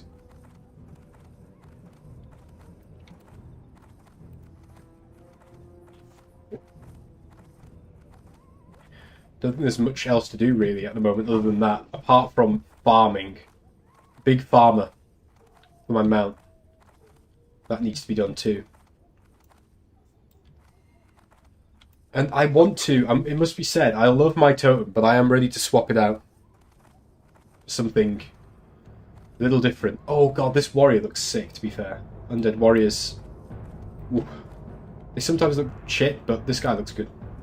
Loads of people look really good now that they've got tier gear. I think I'm going to take a little trip to Booty Bay, if you know what I'm saying. I'm going to take a trip to Booty Bay to see whether or not I can buy anything with my Undermine reel. Something tells me that it would behoove me to get the Hunter set rather than the Shaman set, because the Shaman set is very caster oriented. Whereas the Hunter set is very agi. Agi! I don't see anyone else using it though, that's the thing that worries me. Is this guy wearing like full fucking Molten Core gear? Gee whiz, he's got 5 out of 8. Very nice. Wow. I like the recolor too.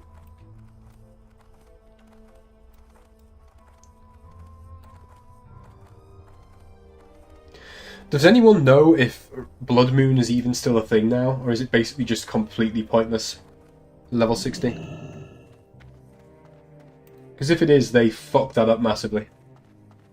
Whoa! Whoa! What the fuck? Hang on. Is it truly? Whoa! Dude, what the fuck?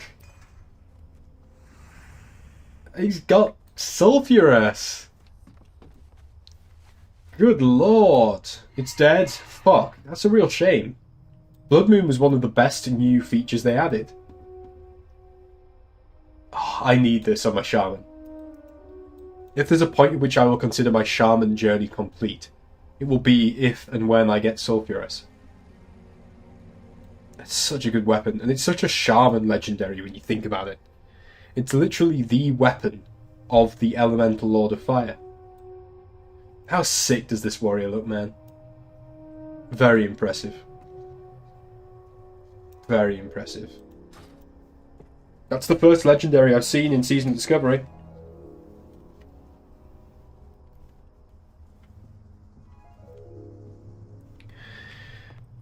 Pretty common now. Well, it's the first time I've seen it. I mean, obviously the benefit of Sulfurous is that it's got a significant crafting element. I love the way that legendaries worked in vanilla. I think that each one has quite a cool, unique way to it.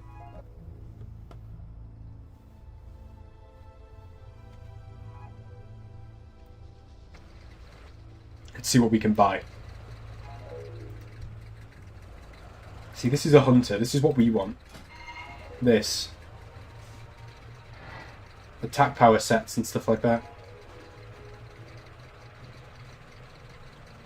What did the Beastalker set has he got? The cap or the pants? I need 4 set for the attack power. That's a shame.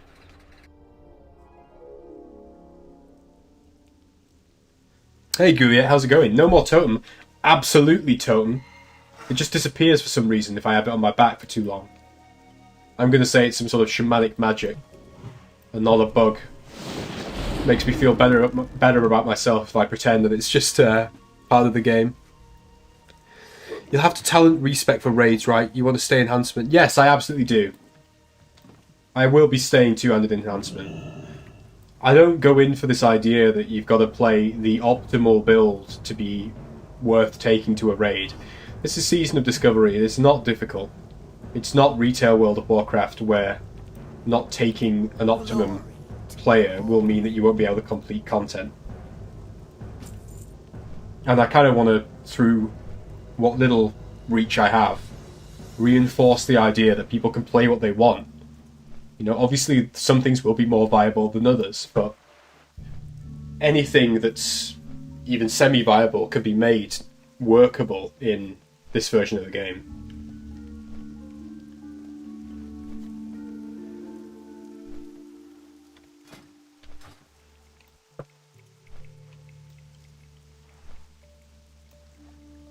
I'm gonna maybe have to go in as a healer on one of these runs at some point.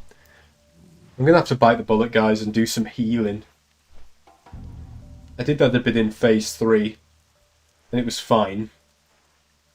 It's not as fun as smashing things with my huge piece of wood, if you know what I'm saying. But it works. It's passable.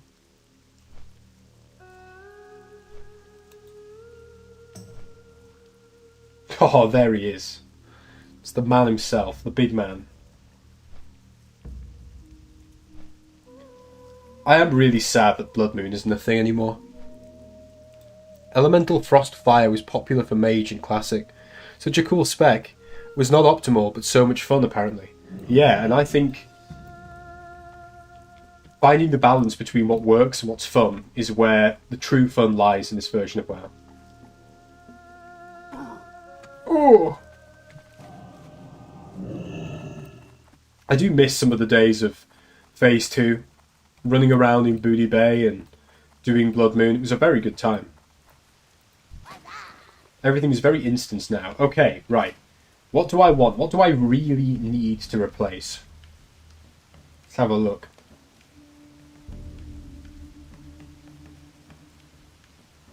I mean, a lot of my stuff is pretty fat, to be honest, so I've got 2 rings that are both from Diamol, so they're probably as good as anything he can give me. That's from BRD. That's Sunken Temple raid gear. That's from LBRS. That's from maybe Maradon? I'm not sure. Oh wow. 50 I can get an epic ring. I don't want it, but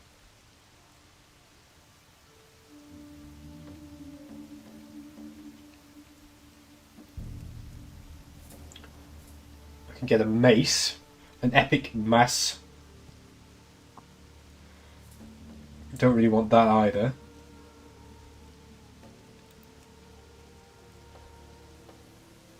Oh, that's pretty fat. That is pretty fucking fat. I mean, I really don't want a fucking... I'll be honest, guys. If I have to get rid of the totem for this, I'm not going to be particularly happy. But, it's an option.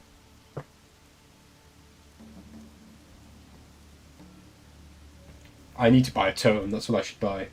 I still got this thing from Blackfathom Deeps. Oh, okay, yeah, I need this.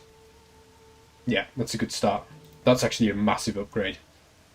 And then I'm gonna start building this set. And I think Beast Stalker is the way to go. Attack power, mana. It's probably the best. Yeah. I mean, some of the gear isn't better than what I've got, but in other areas it is.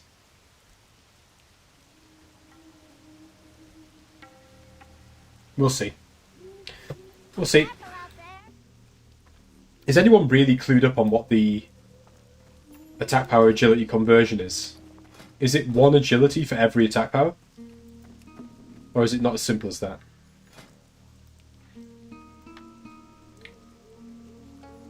"50 attack power when I use Storm Strike."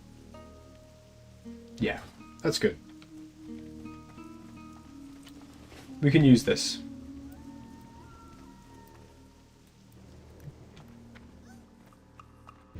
What's going on here? Please, no violence. This is a neutral area.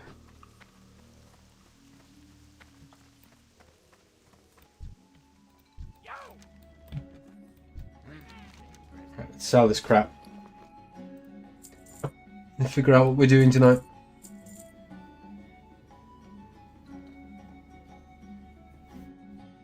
Okay, I need to abandon all the quests that I don't need. That's something I absolutely need to do. Yeah, don't need this shit.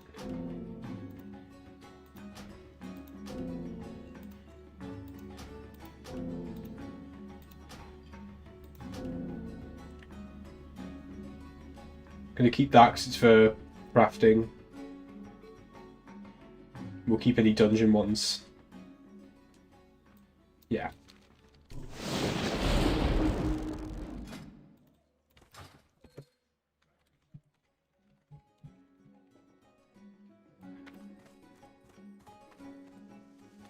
One agi equals 2 attack power. Is it just as simple as that then, Gouliet? Or does agi or attack power convey something else?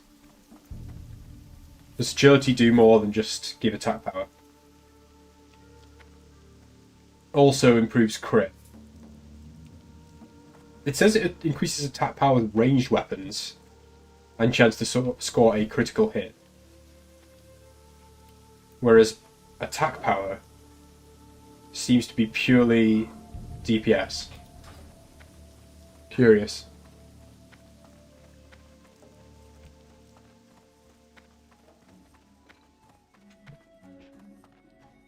No worries, Cliff.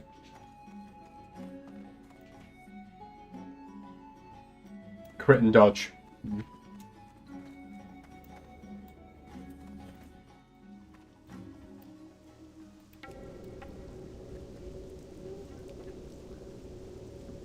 Well, we didn't come here for nothing. That totem's a big upgrade.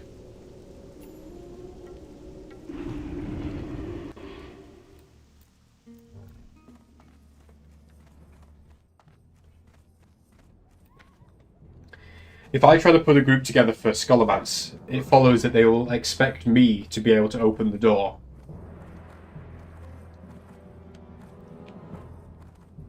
This guy looks fucking sick. What does he have on his back? What is that? Key to the city? Lady Presta made good use of this. Is this from vanilla? Or is this new? I have never seen this before. Is this something that was removed? Or is this a Season of Discovery weapon? That looks absolutely amazing. It's an Oni staff, right. I've never seen this before. I assumed it was because Lady Presta is an Ixia. Oh, it's new. Awesome. Very, very cool. I really like that. I think that is a very vanilla looking weapon. I think they've designed that in a very cool way. Awesome. Right. Trying to think of what my list of chores is. Let's have a look at my shaman quests.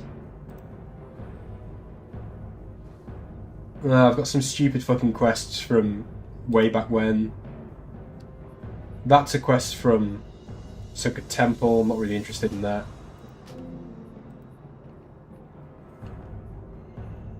This looks to be a fire rune related thing.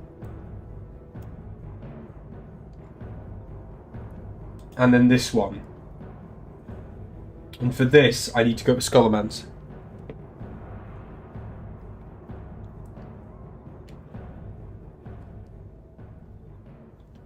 Within the depths of the Scholomance in Lordaeron is a chamber called the Great Ossuary.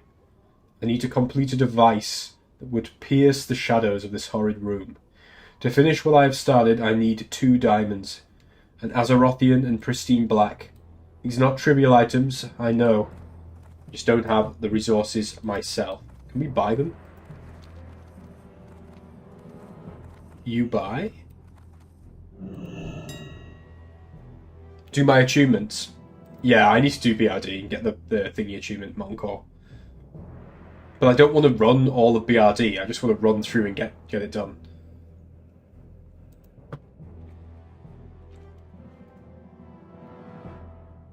Oh, they're not that expensive at all.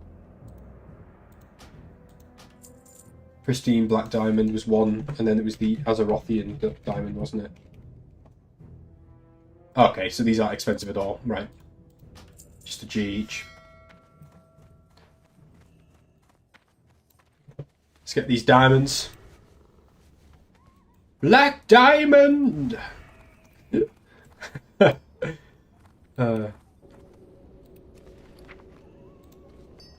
Okay.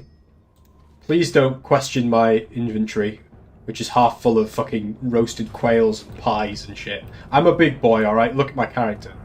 Yeah? He's a big lad. He needs his roasted quail. Otherwise he'll start to feel faint.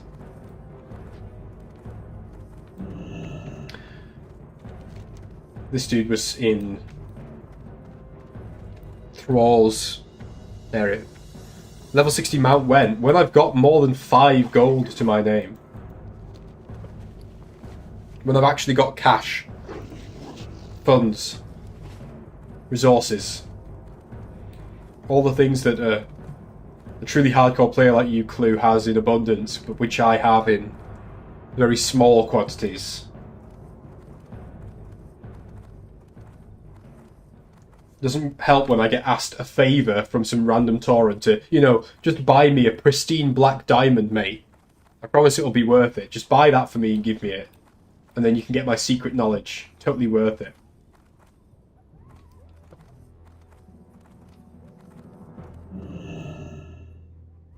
Just be indoor ghost wolf all day.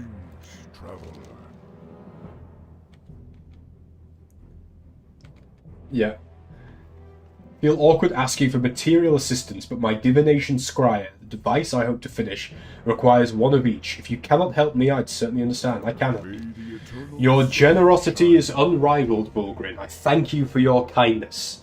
I will be able to finish my divination scryer now, and I should be able to fashion more without further need of diamonds. Perhaps you would be interested in helping me in its use. It is for a most important task, I assure you. One that left unchecked could spell unmitigated disaster for the spirit realm. This guy is total tinfoil hat master. The Dark Reaver Menace. Go in peace. Death Knight Dark Reaver. Lords over the great ossuary in the Scholomance. He threatens to twist the spirit realm to do his own bidding, and he must be stopped. This is where the scryer you helped me make comes into play. Use the divination scryer in the heart of the great ossuary to call forth Dark Reaver's spirit minions. Defeat the spirit, and the Death Knight himself will appear. Bulgrin, bring me his head. Only his demise will reverse the damage done to the spirit realm. What do I get for this? Helmet of Latent Power. Now, it is not as good for my style of play as it is for an elemental shaman. A tale as old as time. This is a fucking elemental and resto piece of kit. Because obviously, back in the days of vanilla, if you played a shaman, you were playing resto. But you know what? It's probably a really good thing for us to have should we do healing to help gear, so... Plus, I bet the quest's going to be really fun to do, so we'll pick that up. We'll pick it up.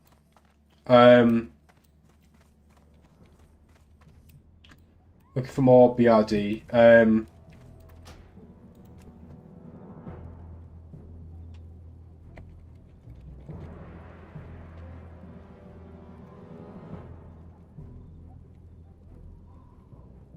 We'll just see if anyone's willing. We'll get BRD out of the way.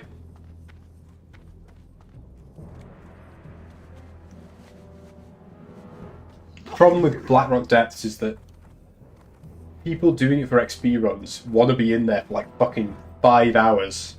1 billion hours of XP runs where you just clear everyone across the entire dungeon. It takes forever.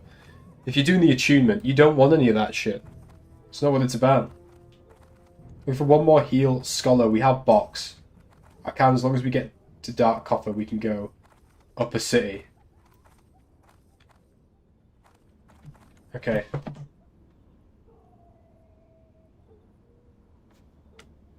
I don't want to run fucking BRD though, unless I know I'm getting my bloody thing. My attunement. I've done it so many times. I just want to get the fucking core and then get out.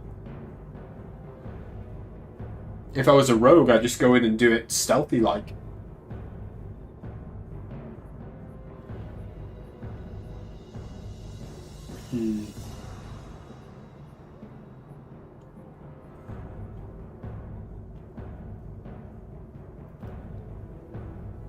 I'll get the reels too. Fair.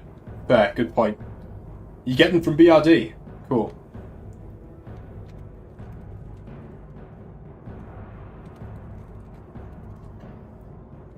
That's a good point, Clue. I really want to do Scholar. Like, I really want to do Scholarmance. I've not done it yet. I really like it. I haven't run old school Scholarmance in fucking absolutely years. Tank, DPS, and heal. Who is Seiji? Ah, fucking hell. He's a troll shaman called Sigma.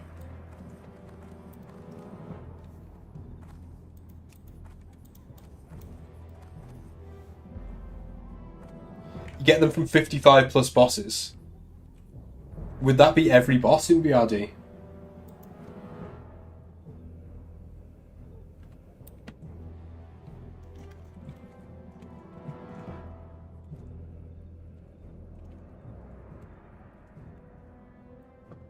See if he invites. What? Fucking shaman. Everyone's a shaman, man. Everyone plays a shaman. Is Mark AFK? Is he keeping his head down to avoid having to do BRD again? Can heal? Cool.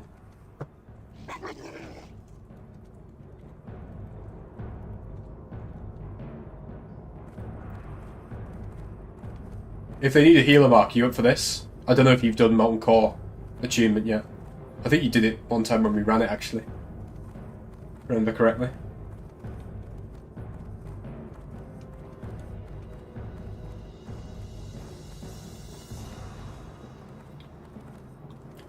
If you want to form a group for something ourselves, Mark, just let me know. I just wasn't sure if you're about.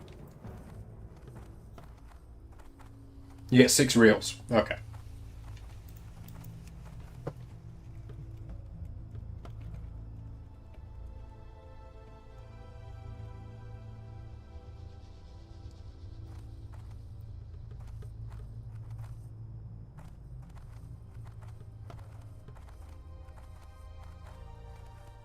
Let's see what they say.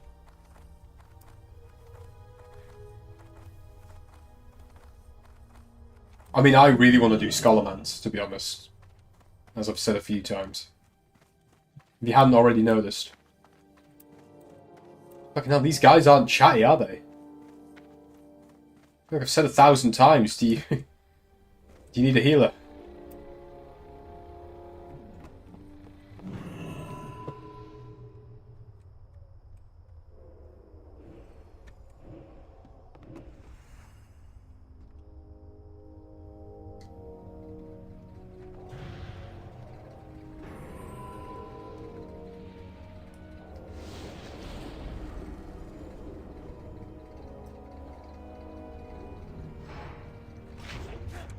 Whoa!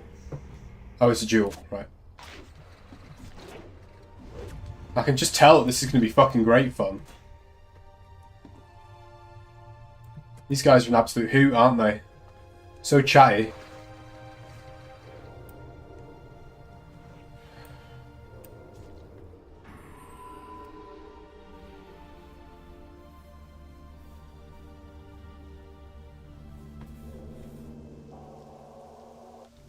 He's literally whispering, saying, look for 2 more DPS heal, BRD, Burning Essence Hate, hard res.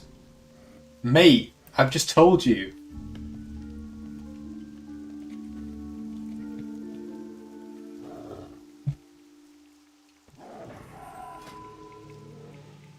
For fuck's sake.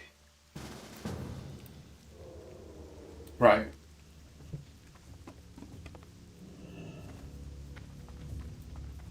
What is going on here?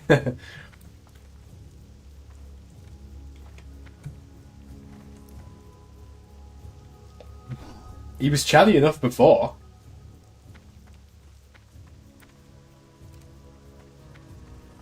I think, Mark, if this guy just enjoyed...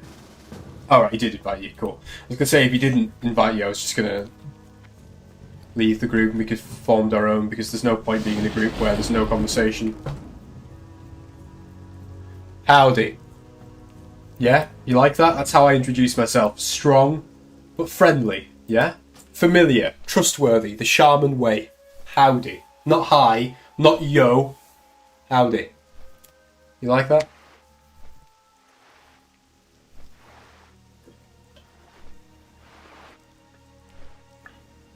Gents, I know it's going to sound extremely bougie, but I'm going to BRB whilst we are on the flight to Kargath and make myself a cup of peppermint tea.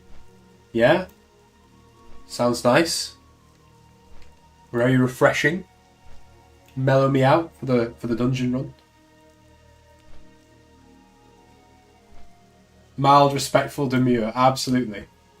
You love to see it. Say again? What is it? Oh, right. Louisa just shouted through, do you know that mild, respectful, demure is a Kourtney Kardashian meme? I did not know that. I've got you to save me from Mark's sarcastic commentary. No. I'm going to come through and make a peppermint tea anyway, so somebody hasn't seen the TikTok trend. What are you doing on TikTok, Mark? Aren't you an old man? What are you doing on TikTok? Sussy. Sussy. Right, guys, I'm going to go and make peppermint tea. I'll be back in a second. Oh, by the way, Mark, I'm on Discord, if you're not.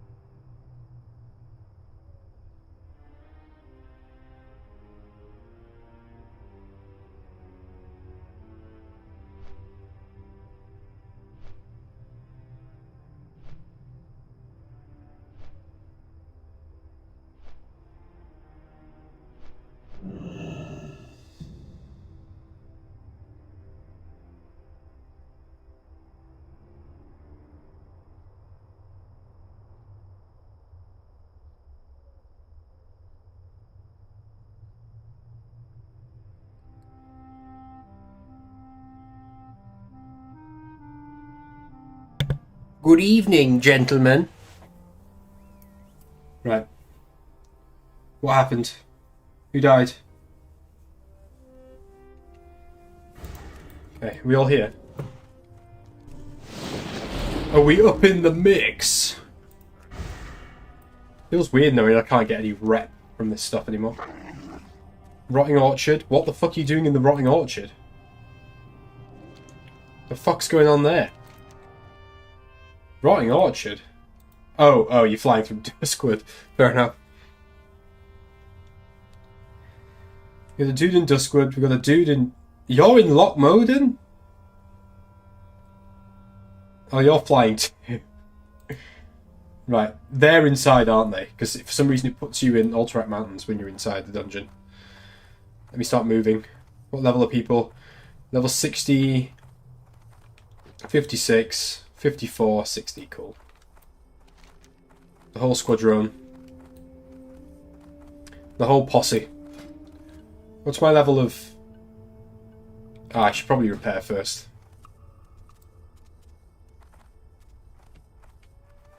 There is a repairer somewhere in BRD, but I'll take no chances. God, that's red hot, that fucking peppermint tea. Peppermint boiling oil. What can I help you with? I'll let it cool naturally. I won't let it fucking... I won't pour cold water into it like some sort of Philistine. Yeah. Yeah. We're getting biblical. I call Louisa a Philistine. She called me a Luddite for not knowing about the Khloe Kardashian TikTok trend. Was it Kourtney Kardashian? Apologies. Sometimes ignorance is bliss. What is this Blackrock eruption shit? And is it absolute crap, as I've been told? Is it just a very, very bad version of Nightmare Incursions and Blood Moon spliced together?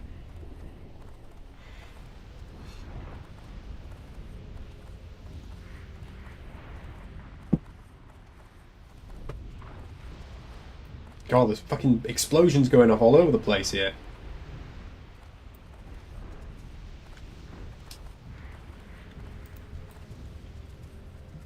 I was going to ask you, by the way, Clue, what do you think about a Space Marine 2 stream? It might be a one in addition to our regularly scheduled programming and all of that jazz.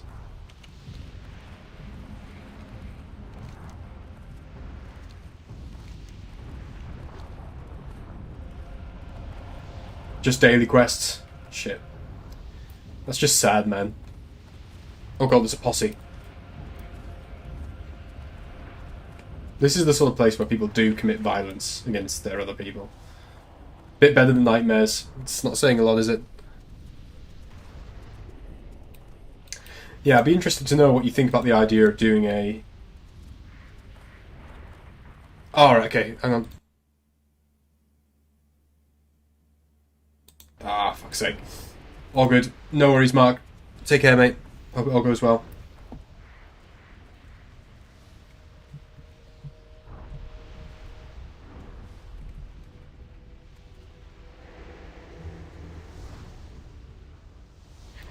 Right. Well, we're gonna be waiting for another healer now. You'd be down for it for sure, thinking about pre-ordering it yourself. As a massive WoW fan, like, sorry, Warhammer fan, I am very, very down.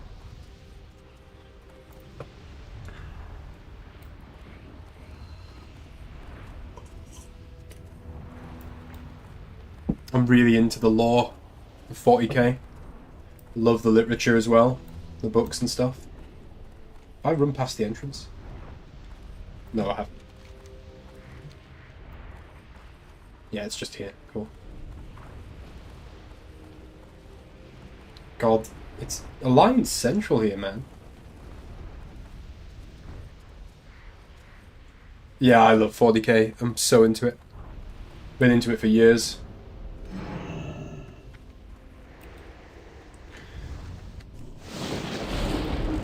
I'm rereading all of the Horus Heresy novels at the moment, which is a really interesting experience because there's like 50 of them. It's very fun. Oh god, great. This is not what I needed. Ah, for fuck's sake.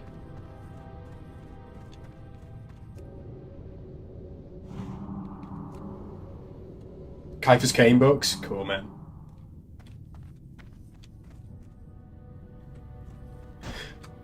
Rogue time.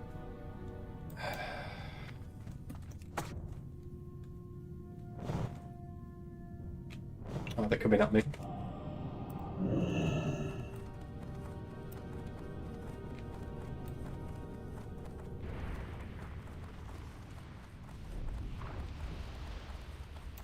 He's probably going to know where I am.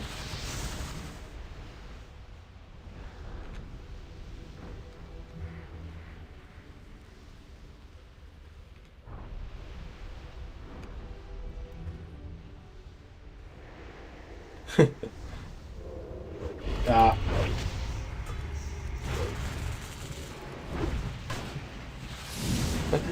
Of course they come in packs. They're alliance, right? There's no honor amongst them. I'd stream the story mode first, mate. Oh yeah, you can play 1 to 3 player co-op, can't you? In this one, I've really not taken a huge amount of time to look into it because it's one of the few games that I'm so interested in playing that I'm not actually bothered about. Well, I am actually bothered about not spoiling myself on the story. I really loved the original Space Marine. Played it to death. Right, I've lost my buff, so I don't care about just running through here. I'm an endless kill anyway at this point.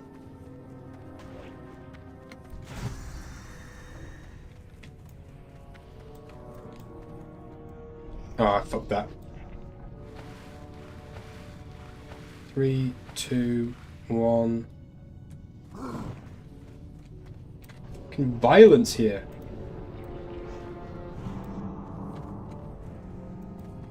My lord. See, this is what we want to look like, this shaman here. This is what peak performance looks like. Co-op modes and PvP battles. Nice, man. Oh, so it's kind of like... so it's actually got like a sandbox PvP mode then, essentially. You can like play doing like old school shooter style PvP where it's like group deathmatches and shit like that. That sounds sick.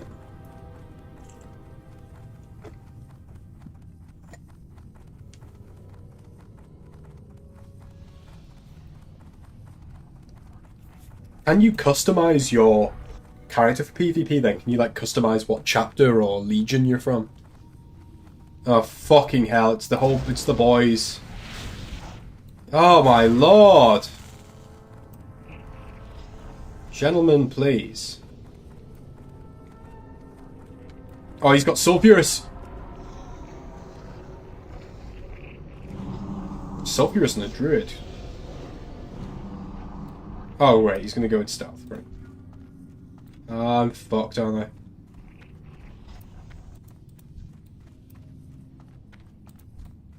I? Alright, no, we could be in here.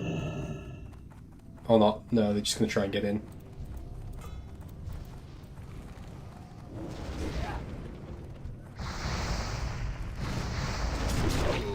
Jesus Christ. Ah! There's 3 different classes which each belong to different chapters, right? Yeah, I think I'd just do the actual story first, dude. That's probably how I'd start. Oh, am I going to stick the landing? Nah, I just missed. World Eaters are rushers, not surprised. Not surprised. So you can play as Chaos. Sick. Are there Night Lords? Can I play as a Night Lord?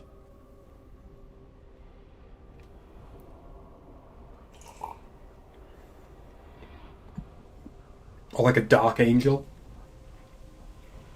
I like Ultramarines, but I mean, like, come on.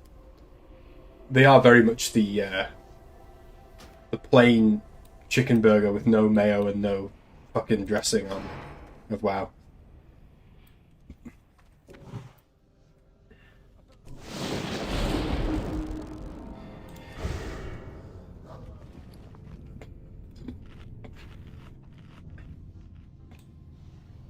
Oh, it releases on a Monday. I thought it was already out. It goes to show how little I know.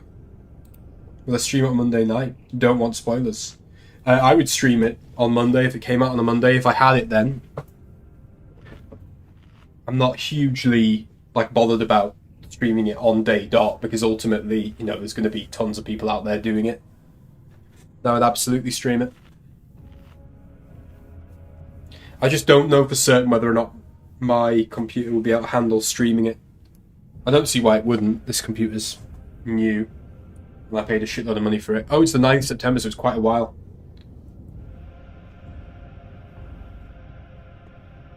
A little over a month. Yeah, to be honest, in that case, Clue, I'd probably just stream it instead of what we were going to do. And maybe stream a couple of times more that week and try and get the campaign done. Because ultimately, by the 9th of September, realistically, we're going to probably have... We're going to be on farm mode, aren't we, really, for Season 4, Phase 4 of SOD.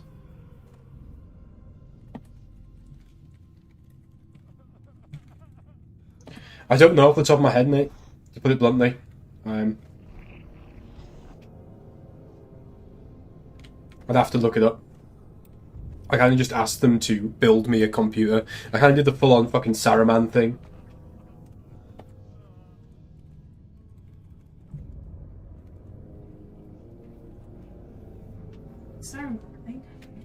When I asked for my computer to be built, I didn't actually really get into a huge amount of detail about the specs. I just said, build me an army worthy of Mordor, didn't I?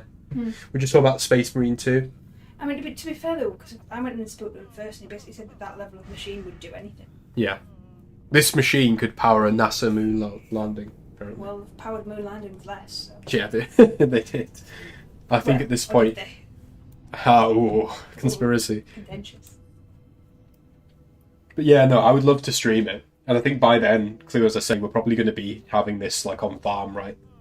I mean, we're talking nearly a month from now. Yeah, I did have a look at the needed specs. I haven't got around to compare them to mine. I absolutely think that I'll be perfectly capable of playing it. It's just how good the FPS will be for streaming it. But, I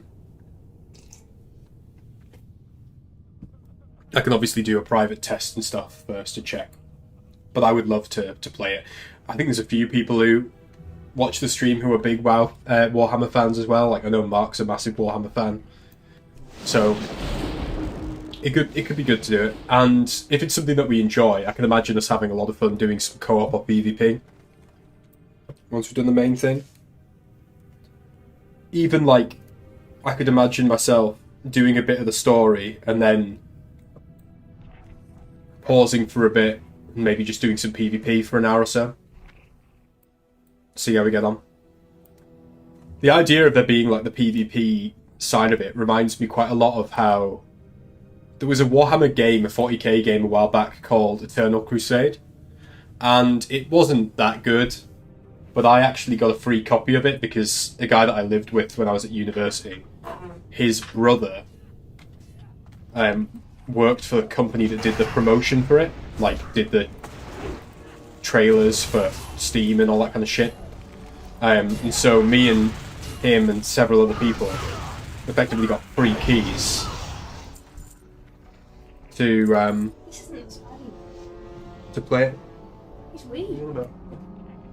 No, and he lives over there. Oh. There's also a Spider-Man under that Red Bull. He's been there for 4 days, he's probably dead. Oh, I'm sure you could get out from underneath that Red Bull. Oh, brilliant. Louise is scared of spiders. I'm trying. Sounds great. You've been painting minis from when you were 11. I've been painting. Well, I haven't painted minis for a good while, but I've been into Warhammer on and off since I was about 6 or 7. I've got a really rare book not very far away from me right now. Actually, it's in a cupboard in this room, and it is a 1990s Realms of Chaos. I want to say 2nd edition Warhammer fantasy book, and it's precious to me. It's one of those relics of my childhood that I care so much about. I remember being a little child and going somewhere in the car with my dad because he was working, and he'd leave me in the car for half an hour or whatever, and I would just have this book and I just look through it over and over again. All the cool pictures, all the stories, all the miniatures that were painted by like John Blanche and stuff like that. Absolutely fantastic. And I am really, really interested in old Warhammer stuff from like 2nd generation fantasy and 40k. Love that shit. The original Grimdark.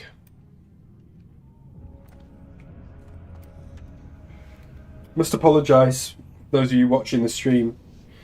Didn't expect to be sat here, God knows how long, looking for a healer for another fucking BRD run after doing a billion of them whilst leveling. I'd rather not be doing this forever, but...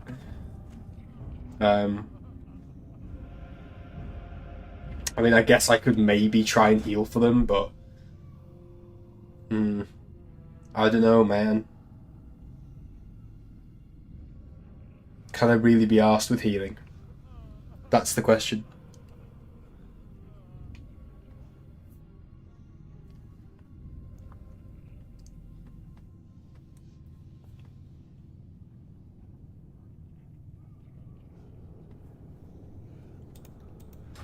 The downside of vanilla.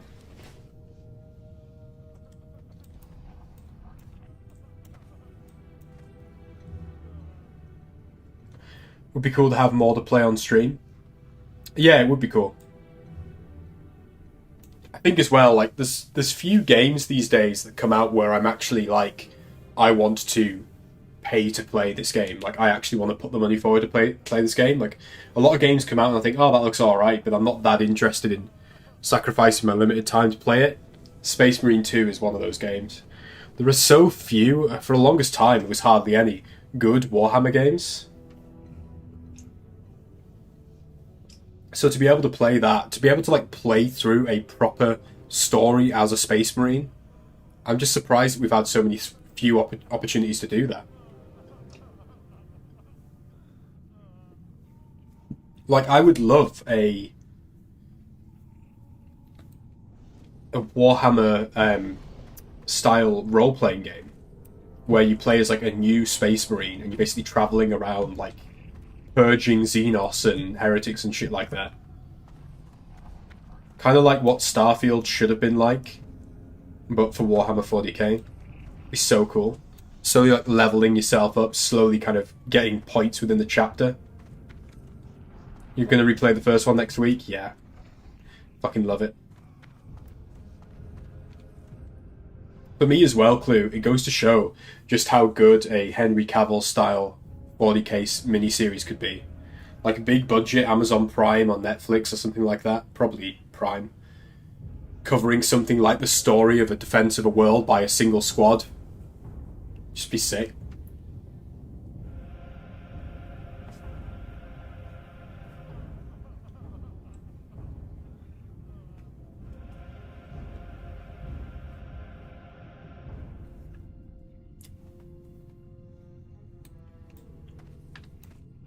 Did you ever play Bolt Gun, Clue? Because I've also lately, as I've been looking at Space Marine 2, I've also been looking at Bolt Gun as well. Why have I got Bloodsail Buccaneers as my rep? I don't want Bloodsail Buccaneers as my rep. What is going on with that? Get off. Get out of here. What do I want? Timbermore Hold?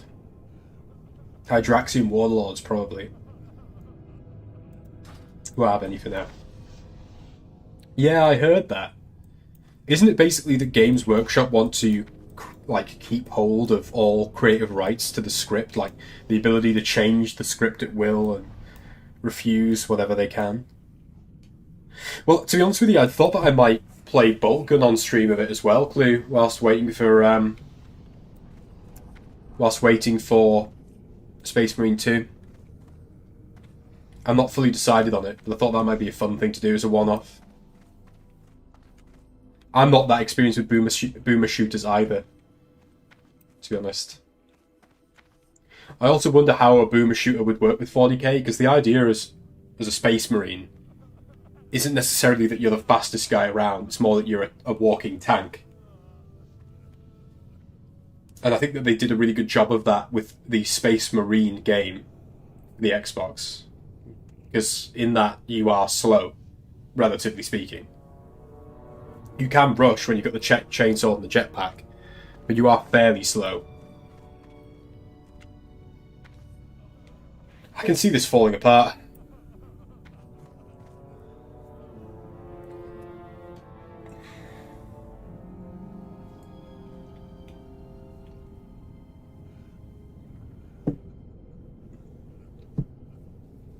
I guess I could try and heal.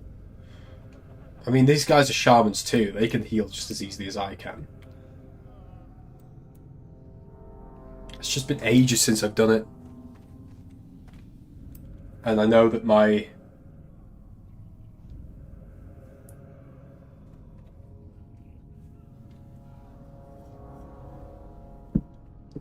ability to do the stream will be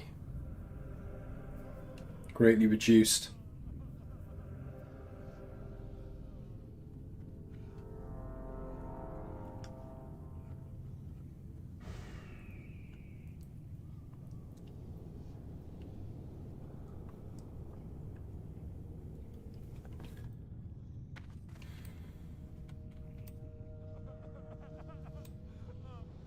I mean, formatting this based on self-healing is a bad idea. Do I need to have achievements to do Stratham? I don't think I do I?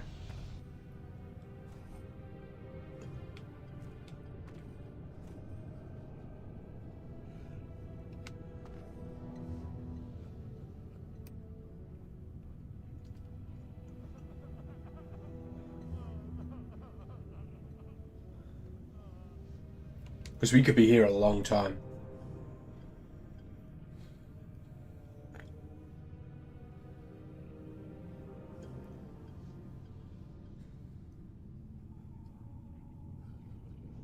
Everyone's wanting healers.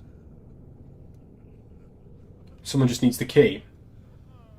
I might dip and join this Stratholme group if they are still looking.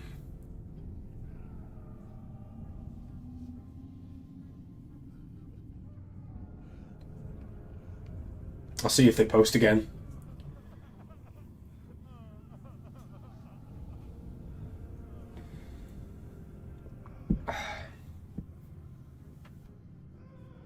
Good evening, I'm looking for a Chalabal. Oh. Looking for more Scholar coin run, need all. He needs all, so he could be sat waiting for a healer forever as well. I don't want to join a group that's waiting for a healer because I'll be in the same position as we're in now. I should go Resto. Have no problem getting groups that way. It's basically what you did, isn't it, Clue? You went as a healer in like phase 1 and 2 and smashed through it.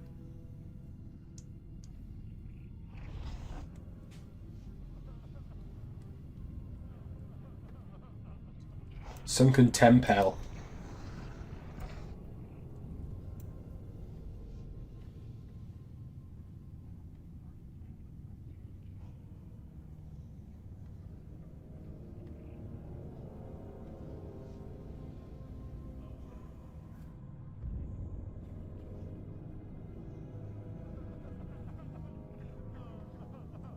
Yeah, I mean, I could probably heal this. But I just can't be arsed. I just don't want to deal with the stress of it.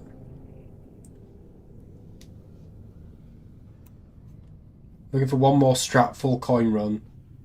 Need 2 damage dealers.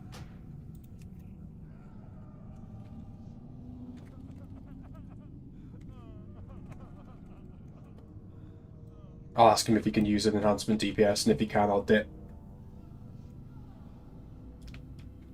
I'm not going to leave until he says he can.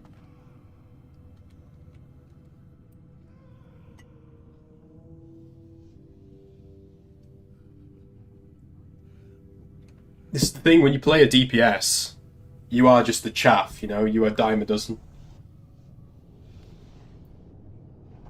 Whereas if you're a healer, you can get into groups that you have no business being in.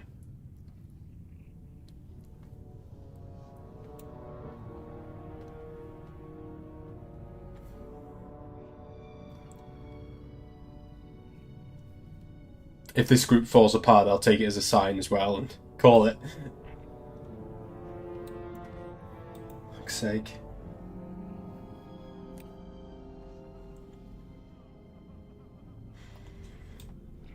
This is kind of what I was saying earlier when I said that finding ways to make tanking and healing more interesting is important.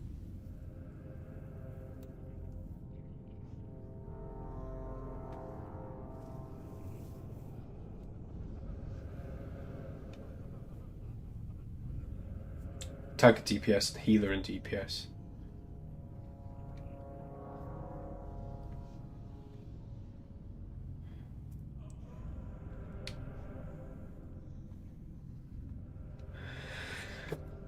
I wish it was back in the days of just doing Rage by Chasm. That would have been easy enough.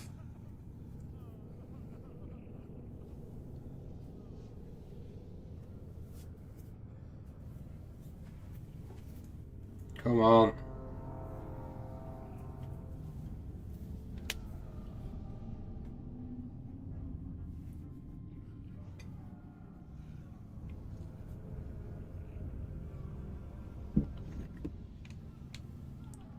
Yeah, this guy knows how it's going. He knows.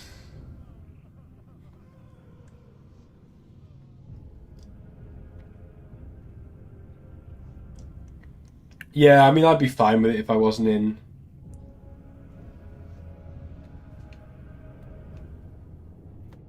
in stream.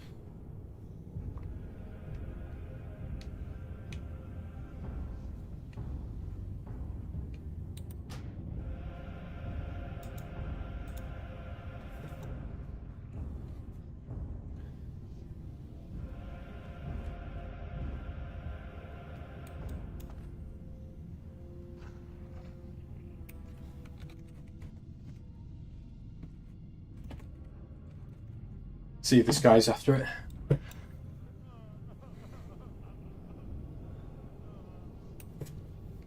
Shamans are all over the spot as well. That's the other thing.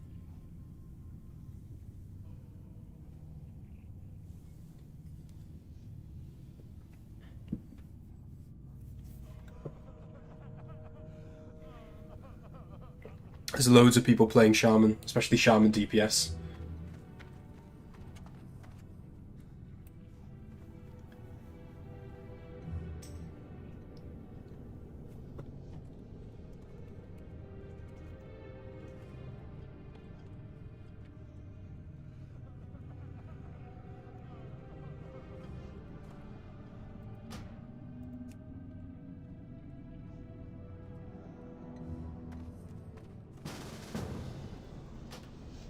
Right, okay, good stuff. Let's go out of here. Let's go in! Fucking hell. Right, are they inside? No. Right, okay, cool. See how we get on here. What have these guys got? A shaman, a druid, and a priest. Fucking priest. Shadow? Evidently. He's called GK Void. Answers that, doesn't it?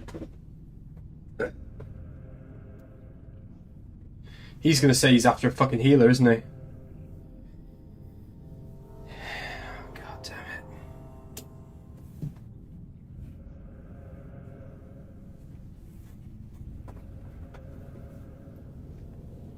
I mean, what we should do here is just have this priest go healer. I mean, he is a priest. He could basically heal with his eyes closed.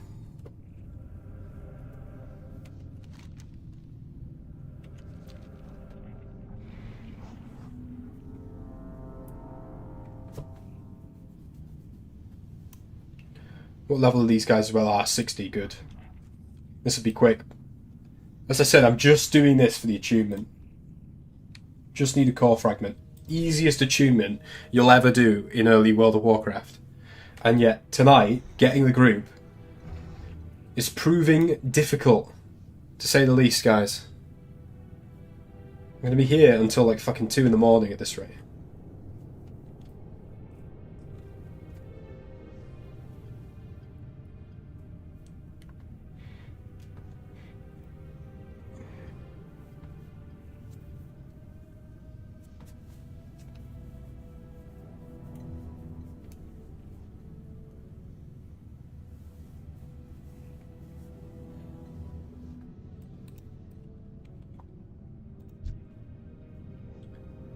How'd you get this lava form for the cat in vanilla?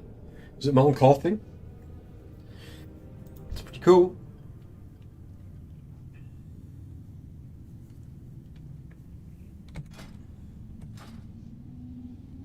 This guy's got the Argent Dawn trinket. Not very useful in here, sir. This guy keeps calling this Sunken Temple. It is grating on me a little bit. Fucking Sunken Temple.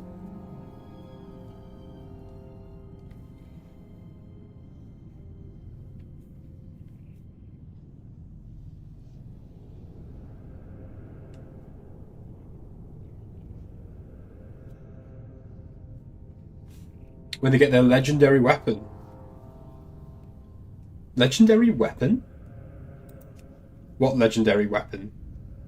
They brought in a legendary weapon for druids? What is the meaning of this?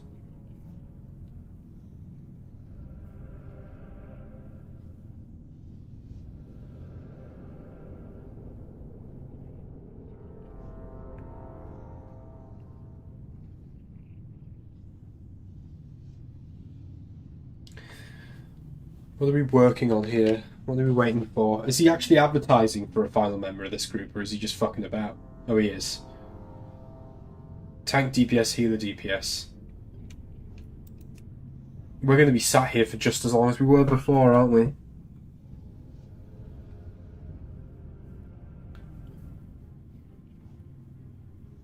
Hang on a minute. He says, what does he say he's after? A tank DPS, healer DPS. We've already got 4 people in this group. He's acting like he's recruiting 2 people. 1 more. Tank DPS, healer DPS. What are you actually recruiting for, man? Tank DPS, healer DPS. What does that mean? You want anything?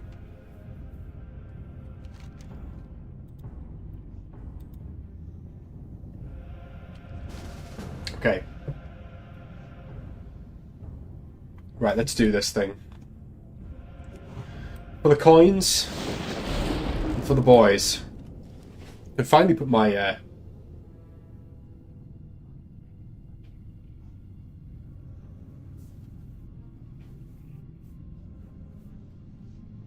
Hand of Rag. Ah, right, okay. I mean, that's not a druid weapon, Hand of Ragnaros. Sulfurous is a fucking shaman weapon, man. In this version of the game.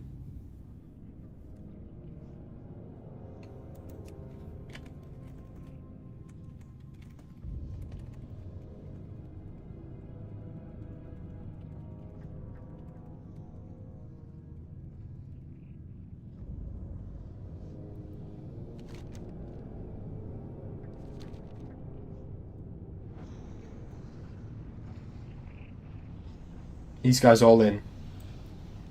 They're all in the mountain, which is good. Bis for shamans and druids, yeah, for me it's Bis. Like I said, I will consider my shaman journey complete once I get that. Rag has feral attack power. It's so weird. It's so strange that they've got it as feral attack power.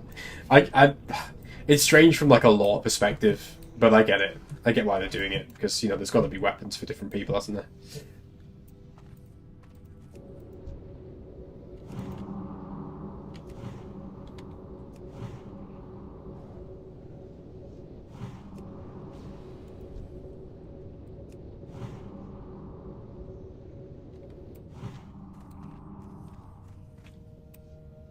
It does look very cool. It does look very cool.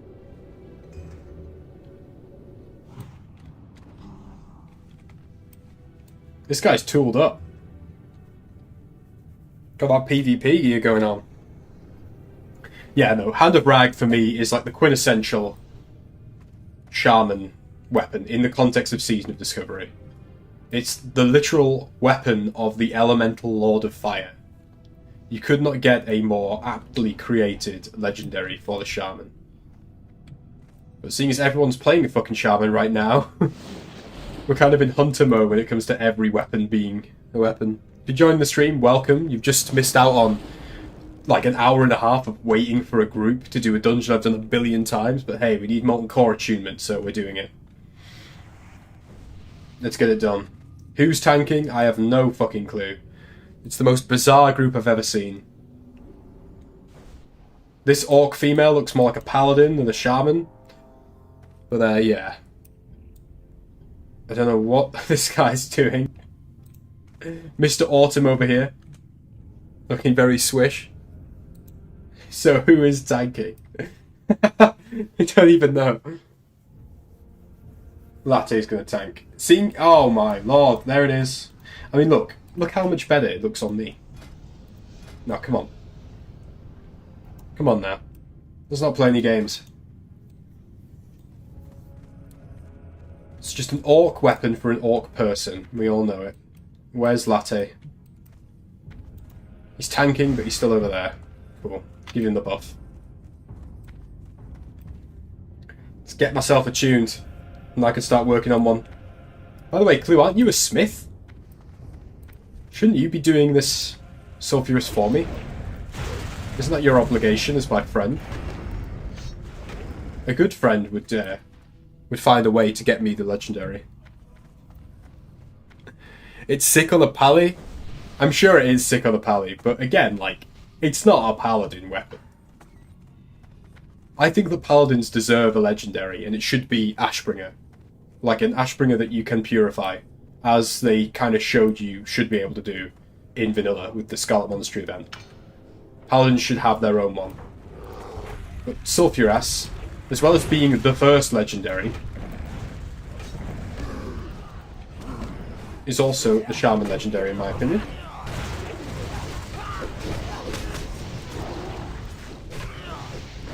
Oh, this is so much faster than it was before. Feels really weird doing it now without leveling. Feels very strange. Hey up. Yeah, I need my mount first. I think that comes before the Lego.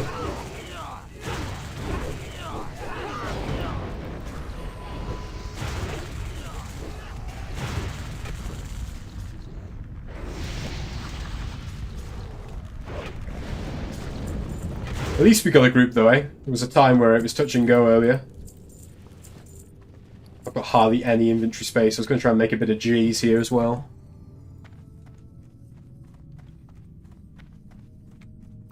Now remind me, boys, to pick up my fucking coins.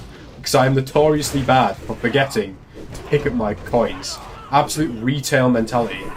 Look at this guy. He's like breaking the fourth dimension with his speed. The dude is like absolutely phasing out of existence, this bear. God, you've got like 3 enhancement shamans. The level of cleave here is going to be ridiculous.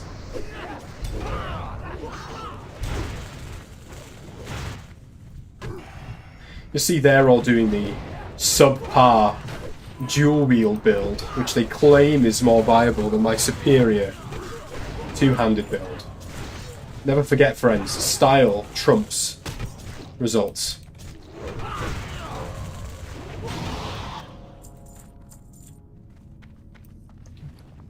Nice. And the extra gold's worth for me. I need it. Doing this with a full 60 group as well, it's just so much better. When you're only coming in for Molten Core, just such a faster experience. Could be in here forever otherwise.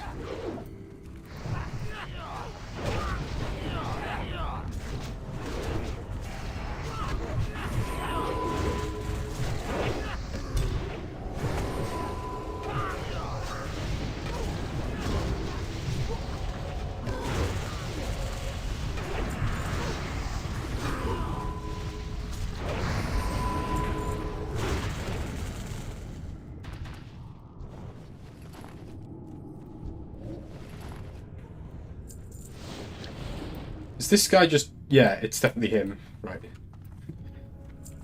The Molten Core bear phasing in and out of existence.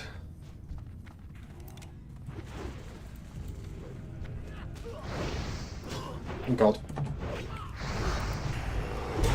Boom. I love the sound of that huge attack.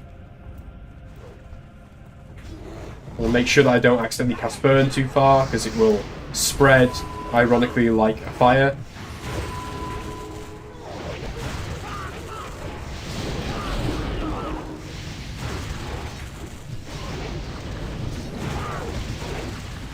What are you up to then, Clue? Are you leveling your Warlock, or are you doing PvP? Oh, fuck me. Oh, okay, they're not even elites. Fair enough. Lord General Sword.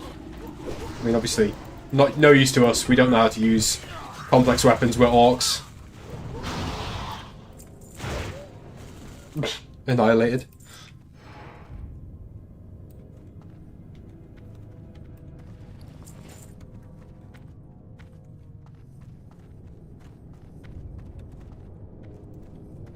Oh, right, we're already down here. That was quick.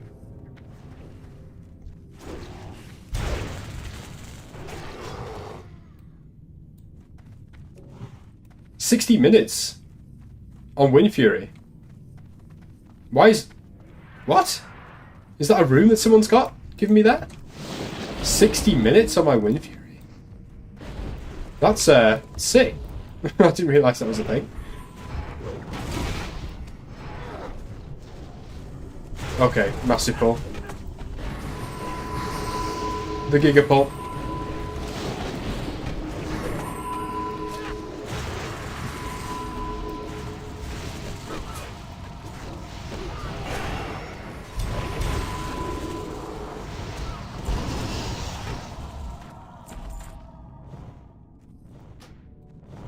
Hey Radu, how's it going, mate? They changed it. When did they do that? Oh, there's my reel. There's my coinage, my currency. Yeah, no worries, mate. It's all good. It's basically been me going solo anyway. I was going to play with Mark, but he had to dash off. I hate these guys. I hate these little fucking mage dwarves. Almost as bad as a mage gnome. It's alright, man. Did you have a good time? It's been a good stream, even in your absence. Got to level 60. Which is, a long time coming.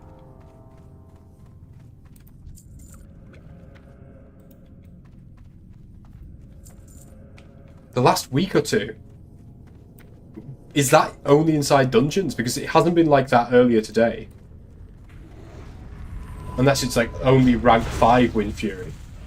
Oh, that's so good. I'm really happy with that. I don't think there was any reason for that buff to only last 5 minutes.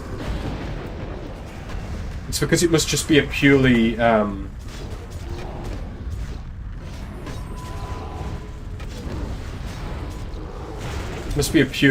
what's it called? Level 60 version of it. That's very good. I'm happy with that. Even more reasons for the enhancement shaman to be peak. I also got this, by the way, Radu. I think it was you who were telling me to get it. Picked it up with my reel. Super, super helpful.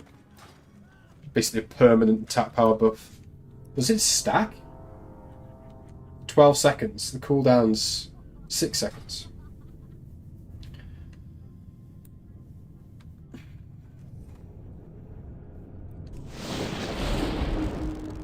Let's see.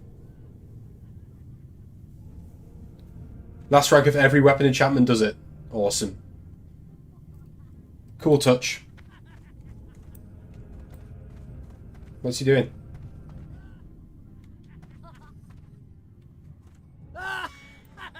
Whoa! Dude's got the full. He's got the full kit. Right. Okay. So that's attack power increased by 100. Ah. Okay. No, it just refreshes it. Fair enough.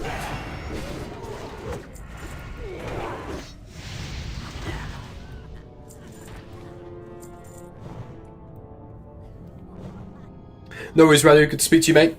Have a good night. I'll see you next time.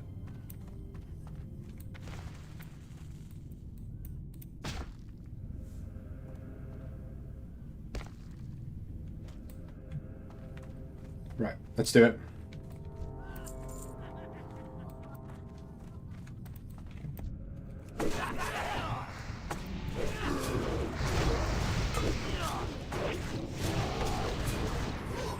So good not having to worry about expending mana refreshing that.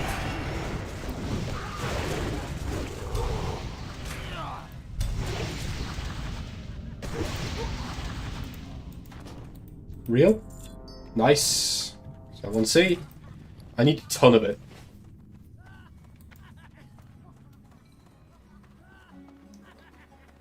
I still think that the Hunter set is the best set to get, given that I'm playing an Anchi build.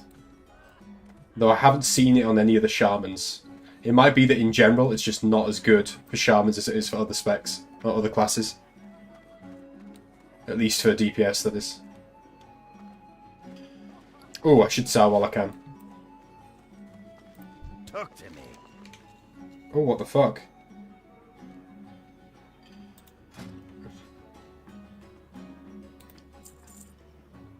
Just get rid of some stuff, give myself a little bit more inventory space. Is that all I can get rid of? Fuck me.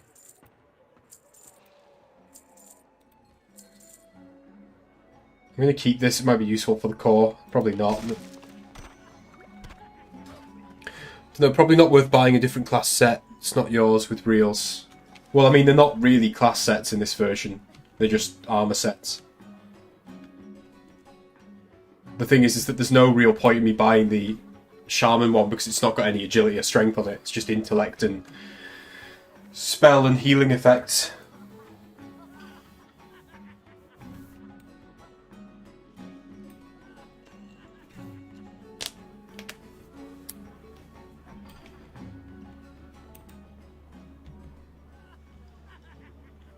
The upgrade. Oh, right. So can you get different versions of them? Or can they upgrade to give you different stats? Because the one that I looked at for Shaman was very much intellect based. It's clearly like an elemental one. Okay, that's fine then. It's just obviously, again, if it upgrades based on being a caster set of gear, it's still not worth me buying. Right, okay, cool. I'll look into it in more detail.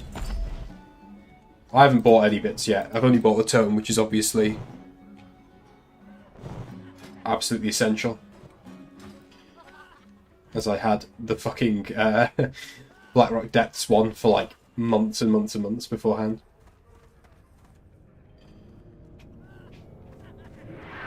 Okay, in we go. It feels so weird not getting experience anymore from this. But oddly refreshing at the same time.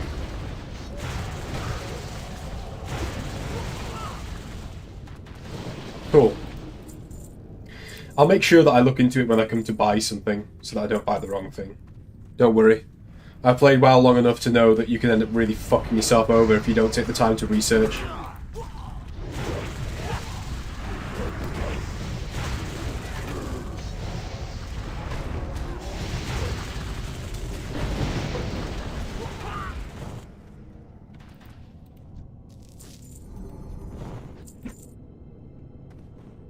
He's going down here now. I'm just letting the bear lead the way. He's got Stulpurus, he obviously knows what he's doing. And we are smashing through here like nothing else. Oh, we're not too far away. The core's just down there. This is good. This dungeon can be, if you want it to be, the absolute fucking longest experience of your entire life.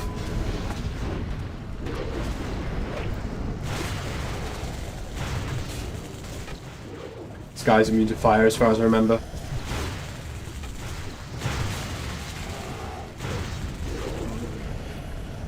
Real? Cool. And caster healing necklace. Trinket? Trinket, yeah. Good reels though. Where are we at now? 25 worth. I think the set also has some fire resistance, so you can't go wrong with it. Yeah, cool, man. Also, like, I'm up for just... It would be really fun to have, like, a set. To be working towards a set. I always think it's fun when you could be running dungeons and getting a currency from all of them that's useful for a single set. I think that that is a cool thing. Oh, I need these for quests. No harm in getting the quest done. Extra gold.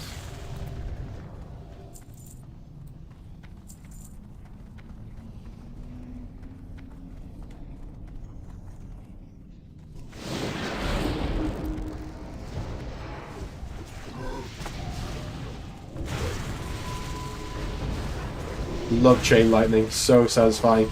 with Maelstrom procs, which is great. I think they have really perfected the art of the design with the Enhancement Shaman. It feels impactful and weighty, yet also still quite simplistic. Reels are a great addition in my opinion. I wish the level up raids gave players Reels though. Yeah, I think that Reels are a massive advancement from the Wild Offerings. Because with the Wild Offerings, they incentivized people just rushing to the end or just doing one small section of a dungeon over and over again. Whereas the Reels just incentivize you doing dungeons regardless of which they are. Which is great, especially because at level 60, as we all know, there are various reasons to do all of the different dungeons. Yeah, very, very good touch. And one of those clever pieces of design which doesn't really require a whole lot of effort from the designer's perspective. It's just the addition of one currency, that's it. And yet, it can make the dungeon experience a lot more fulfilling. Give people something to work towards that will also allow them to kind of get towards the raiding side of things. Very good. What I was saying at the start of the stream, Juliet, is that I just realised that it's Juliet like Juliet. That's really fucking funny. I just noticed that. What I was saying at the start of the stream is that Season of Discovery is a funny one, in that I think it's succeeding now in Phase 4, largely because it's essentially just adding very small additions and tweaks to what is basically just vanilla WoW endgame, rather than adding loads of new stuff. And whilst I wish they were adding loads of new stuff, and I'm a bit disappointed that they're not, it is doing quite well because of the fact that they are just basically building on what is already a fucking fantastic endgame experience for an MMO in vanilla WoW.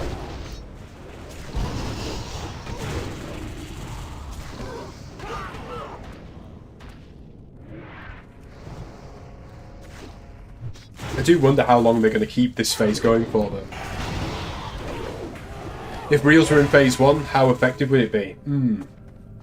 Not sure. I don't know what the point would have been in something like Reels in Phase 1, because the concept of tier sets was so limited in Phase 1. I think if you're going to do Reels, the earliest you could realistically, see what they did there, bring them in would probably be Phase 3, because of the length of the dungeons and the expected nature of there being some sort of tier pieces. Whereas the first two phases, it's like, what would you use them for? You'd end up having more sets coming from the dungeon than from, hang on a second, from anything else. Nah.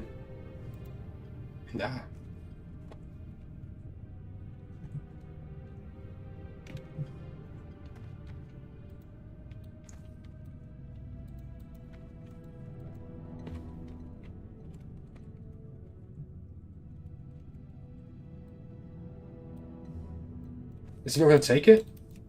Wow, I'm going to fucking take it. You're not going to take it, I'll take it.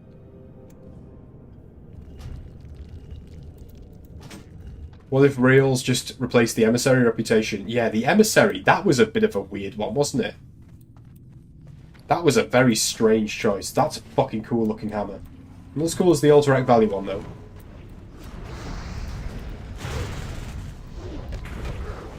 Yeah, that was a strange choice, the Emissary rep. That kind of went nowhere, didn't it? I think that that was just designed to encourage people to do crafting. But it kind of dropped off the face of the earth. And it's interesting because in all three phases that have come before this one, it feels like there have been different experiments which they've in some cases learned from, in other cases just abandoned. Like Phase 3 Wild Offerings, kind of abandoned. The Nightmare Incursion, terrible, terrible piece of content. Phase 2, they brought in the Blood Moon, which I think was great and got better over time. Nice. That's what we needed. And but the Blood Moon now is kind of completely obsolete.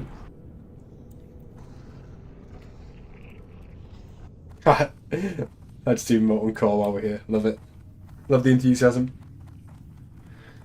For me, the biggest weird thing about Season of Discovery, and I talk about it a lot, is just how strange the runes have been. Because ultimately, the runes were the selling point. They were the central feature of Season of Discovery, yet I think that they've been a bit of a damp squib. bit of a dud. Not because the idea of customization of classes and characters and these extra abilities and changes to abilities and passives and such, which make it more playable, is a bad thing. That stuff's really good. But rather the idea of tying it to discovering these runes has been very strange. Because they are inherently part of player power, and players need that power. Best example is the Warlock tank. Warlocks needed Metamorphosis runes, so rather than the discovery, the exploration, the secret finding element of it being like a big enjoyable part of the experience of this version of WoW, instead became a chore that people wanted to rush through and wanted the answers for as quickly as possible so they could move on and, you know, get the power that they needed for their character to play the character the way they intended. So I think that the runes really would have been better off being baked into a talent system or class quests than making it something where the idea was that it was like on the face of it supposed to be about secret hunting, but in reality something that people just all looked up en masse on Wowhead because they needed it. Bit of a failure to acknowledge how players would react, I think, with that one. Because where is really the discovery in Season of Discovery? There's very little of it. What the fuck is going on here?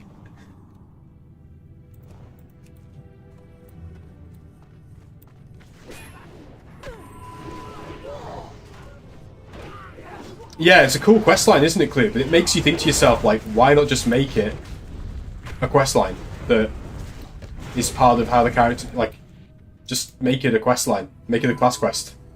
Don't make it something that has any kind of hidden components or secrets. Same with others, you know, like... If you're going to make secret hunting a part of your experience, you need to acknowledge that it should never be tied directly to player power. Not that closely, anyway. The reason why secret hunting works so well in retail WoW is because it's tied to things like mounts. It's tied to things that you can show off and that show your dedication, but which don't directly make you stronger than other players, which is fundamentally why a lot of people play the game. It's competitive even when it's cooperative. You agree, Gurley? Good stuff. I just think that, you know, really... Seasoned MMO developers should have anticipated that when you tie player power to exploration, you invalidate the thrill of exploration, which is fundamentally doing it without having read about it first. I didn't pick up the fucking torch, did I? No, I didn't. Good.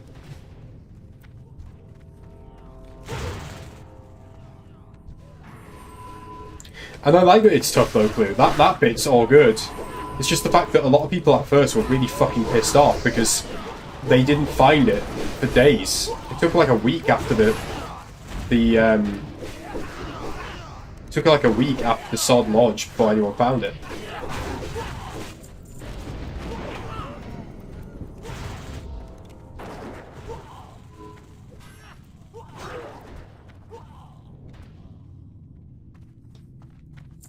Right, have we got the torch? The torch. Yeah, I discovered a rune the other day, and to be fair, I haven't got it yet because I'll need some help. And it was I was in a random cave in Winterspring doing a quest to kill Yetis, and I came across a trapped ice elemental who asked for my help. And when I helped him out, he transformed into a level 60 elite elemental that started attacking me, and he fucking clapped me. He absolutely slammed my ass. And that was really good. That was really cool. But here's the thing, like, the only reason why I came across that organically is because I don't really care about being the most viable shaman around. I play, you know, a couple of times a week. I just enjoy chill out streams with my friends. I'm not, like, really pushing the limit. But if I was playing like I used to play when I played retail back in the day, I would have looked that up. I would have known exactly where that was, and it would have become a chore. That's the problem. The fact that we have a big culture of data mining patches, it doesn't really feel like a good combo. Completely agree. I think that people talk about nostalgia for WoW and nostalgia being a big reason why the game was appreciated in the past compared to now. I'll give you the reality. Here's the black pill.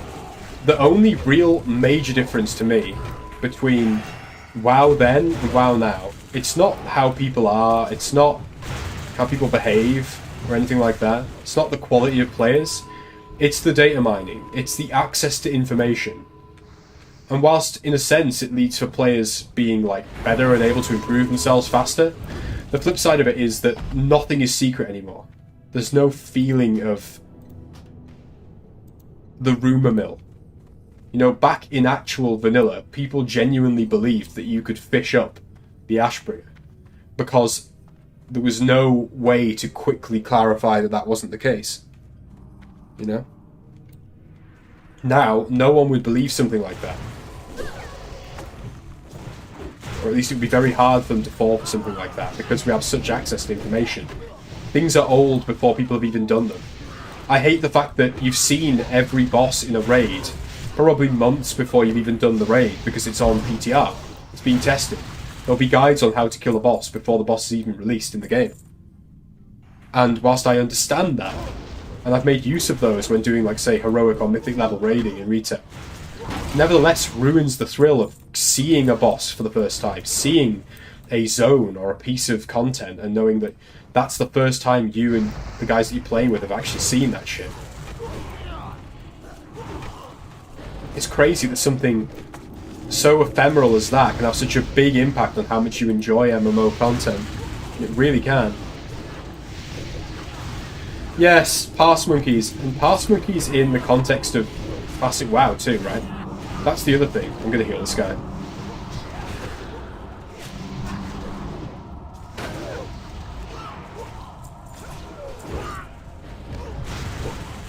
Yeah. Parsing as well, like that's a strange element of retail WoW culture that's come to Classic. And it's so strange because this game does not demand that you have that level of auditable skill and ability for you to succeed. It just simply does not.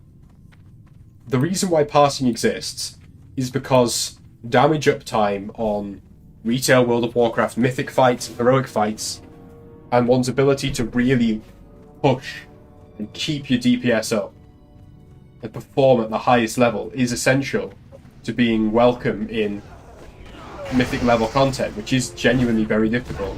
In Season of Discovery, the difficulty of boss content it's nowhere near, it's not even on the same fucking level. And I'm glad it's not, because that's not what people play WoW for. Classic WoW. People do not play Classic WoW for difficult raid content. They probably want to feel some challenge and they want to feel fulfilled by it.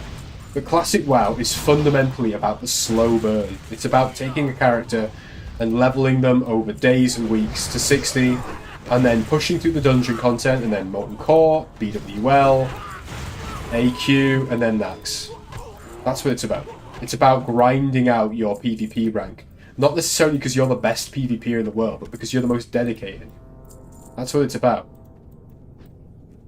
And that may not be for some people, but trying to kind of weirdly fit in parsing culture, it's quite a strange idea. In Classic Era, my guild let me raid an extremely suboptimal Shadow Priest. It was the most fun I've had in raiding. Yeah, absolutely.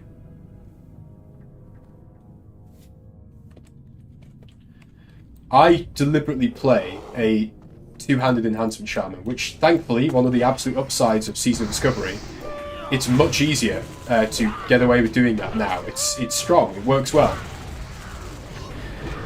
But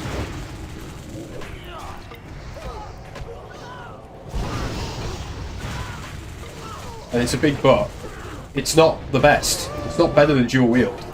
But I do it because I enjoy it. And that's the important thing. Nice. Ooh. Ooh. Shit. That could be better than what I've got, potentially. That could be better than what I've got.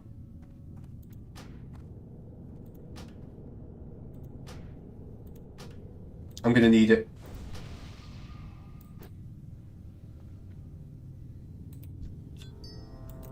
Do I get a reel off her too? No, I don't.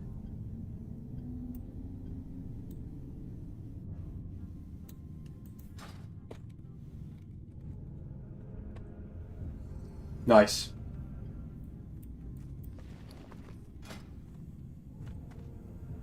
Two-Hand Enhance is top 3 now. Yes, sir. I'd love to hear it. This might be the weapon for me, this axe. I need to actually pick it up, though. Because I've got axe skill as well. Oh, though you've got the stupid ring thing now, haven't you? But I don't have it yet. This is 52.2, 15 strength, 6 intellect, and has the knockback. Whereas this is 53, so more raw DPS just. 12 agility, parry +1, crit +1, and 30 attack power. It's a no-brainer, isn't it? 485. Oh, yeah. Oh, yeah. The totem is going in the bin, boys. Maximum Zug Zug now. Oh, yeah. Oh. What a good way to fucking wind up for the day, eh? How do we get out now? Quickly and easily. Oh, I want to... Yeah, I want to die, don't I? Really. Realistically, I want to die.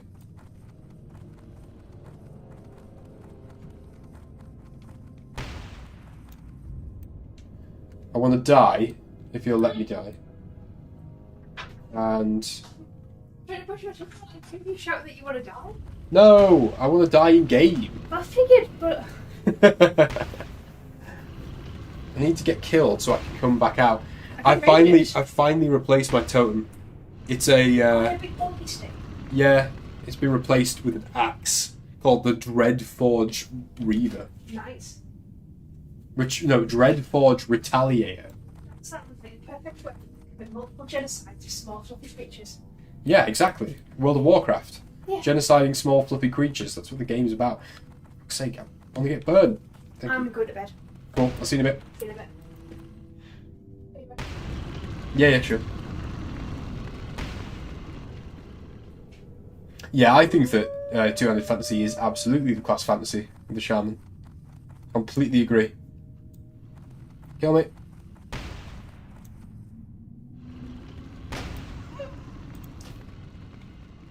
Let's do this.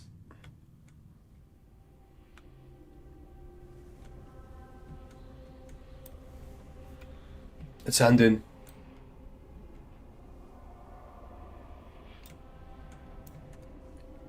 We'll be out down there. Wah!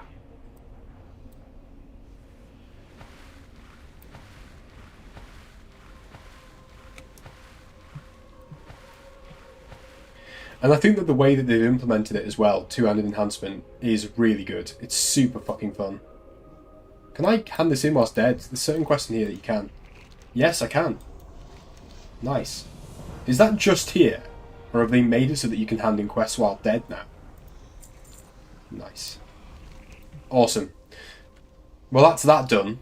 So we can get to Molten Core quick fast, which is really good. And now that I've got the Dreadforge Retaliator, I probably don't need to worry about doing BRD anytime soon. I feel bad putting the Corrupted Smashbringer in my inventory. I've had this weapon for about 5+ months now. Ever since the beginning of the second week of Phase 3. Yeah. So Phase 3 came out, I think, April 7th. So I've had it for like 4 months. Which is a long time to keep one weapon. And it's remained better than the alternatives as well, for that matter. But this is fucking good, guys. This feels good. It feels good to be using an axe again as an orc. I feel like we've ascended to our next stage of being. Hit level 60 today, guys. Hit level 60. Got attuned to MC. And got Dreadforge Retaliator as a new weapon. I think that that's some good progress. It's been a fucking good stream. There's been loads of you here, which has been fantastic. Some really good conversation. I've really appreciated it and would love for it to continue next time. Phase 3 was so long. It was very long. It was 15 weeks long, I think, in the end. Which is crazy. I would love to see a comparison of the length of Phase 3 of Season of Discovery against actual retail WoW patches. Because I hesitate to think it wasn't a whole lot shorter than some of the shorter patches we've had. But anyway, guys, it's been really fun. Thanks for coming along. The next stream will be on Monday. So be there or be square. And we will hopefully be doing some more level 60 content. Hopefully get the crew together actually do some proper dungeoning. Scholomance, maybe? Who knows? Until next time, though, guys, thanks for popping by. Have a good weekend. And until next time,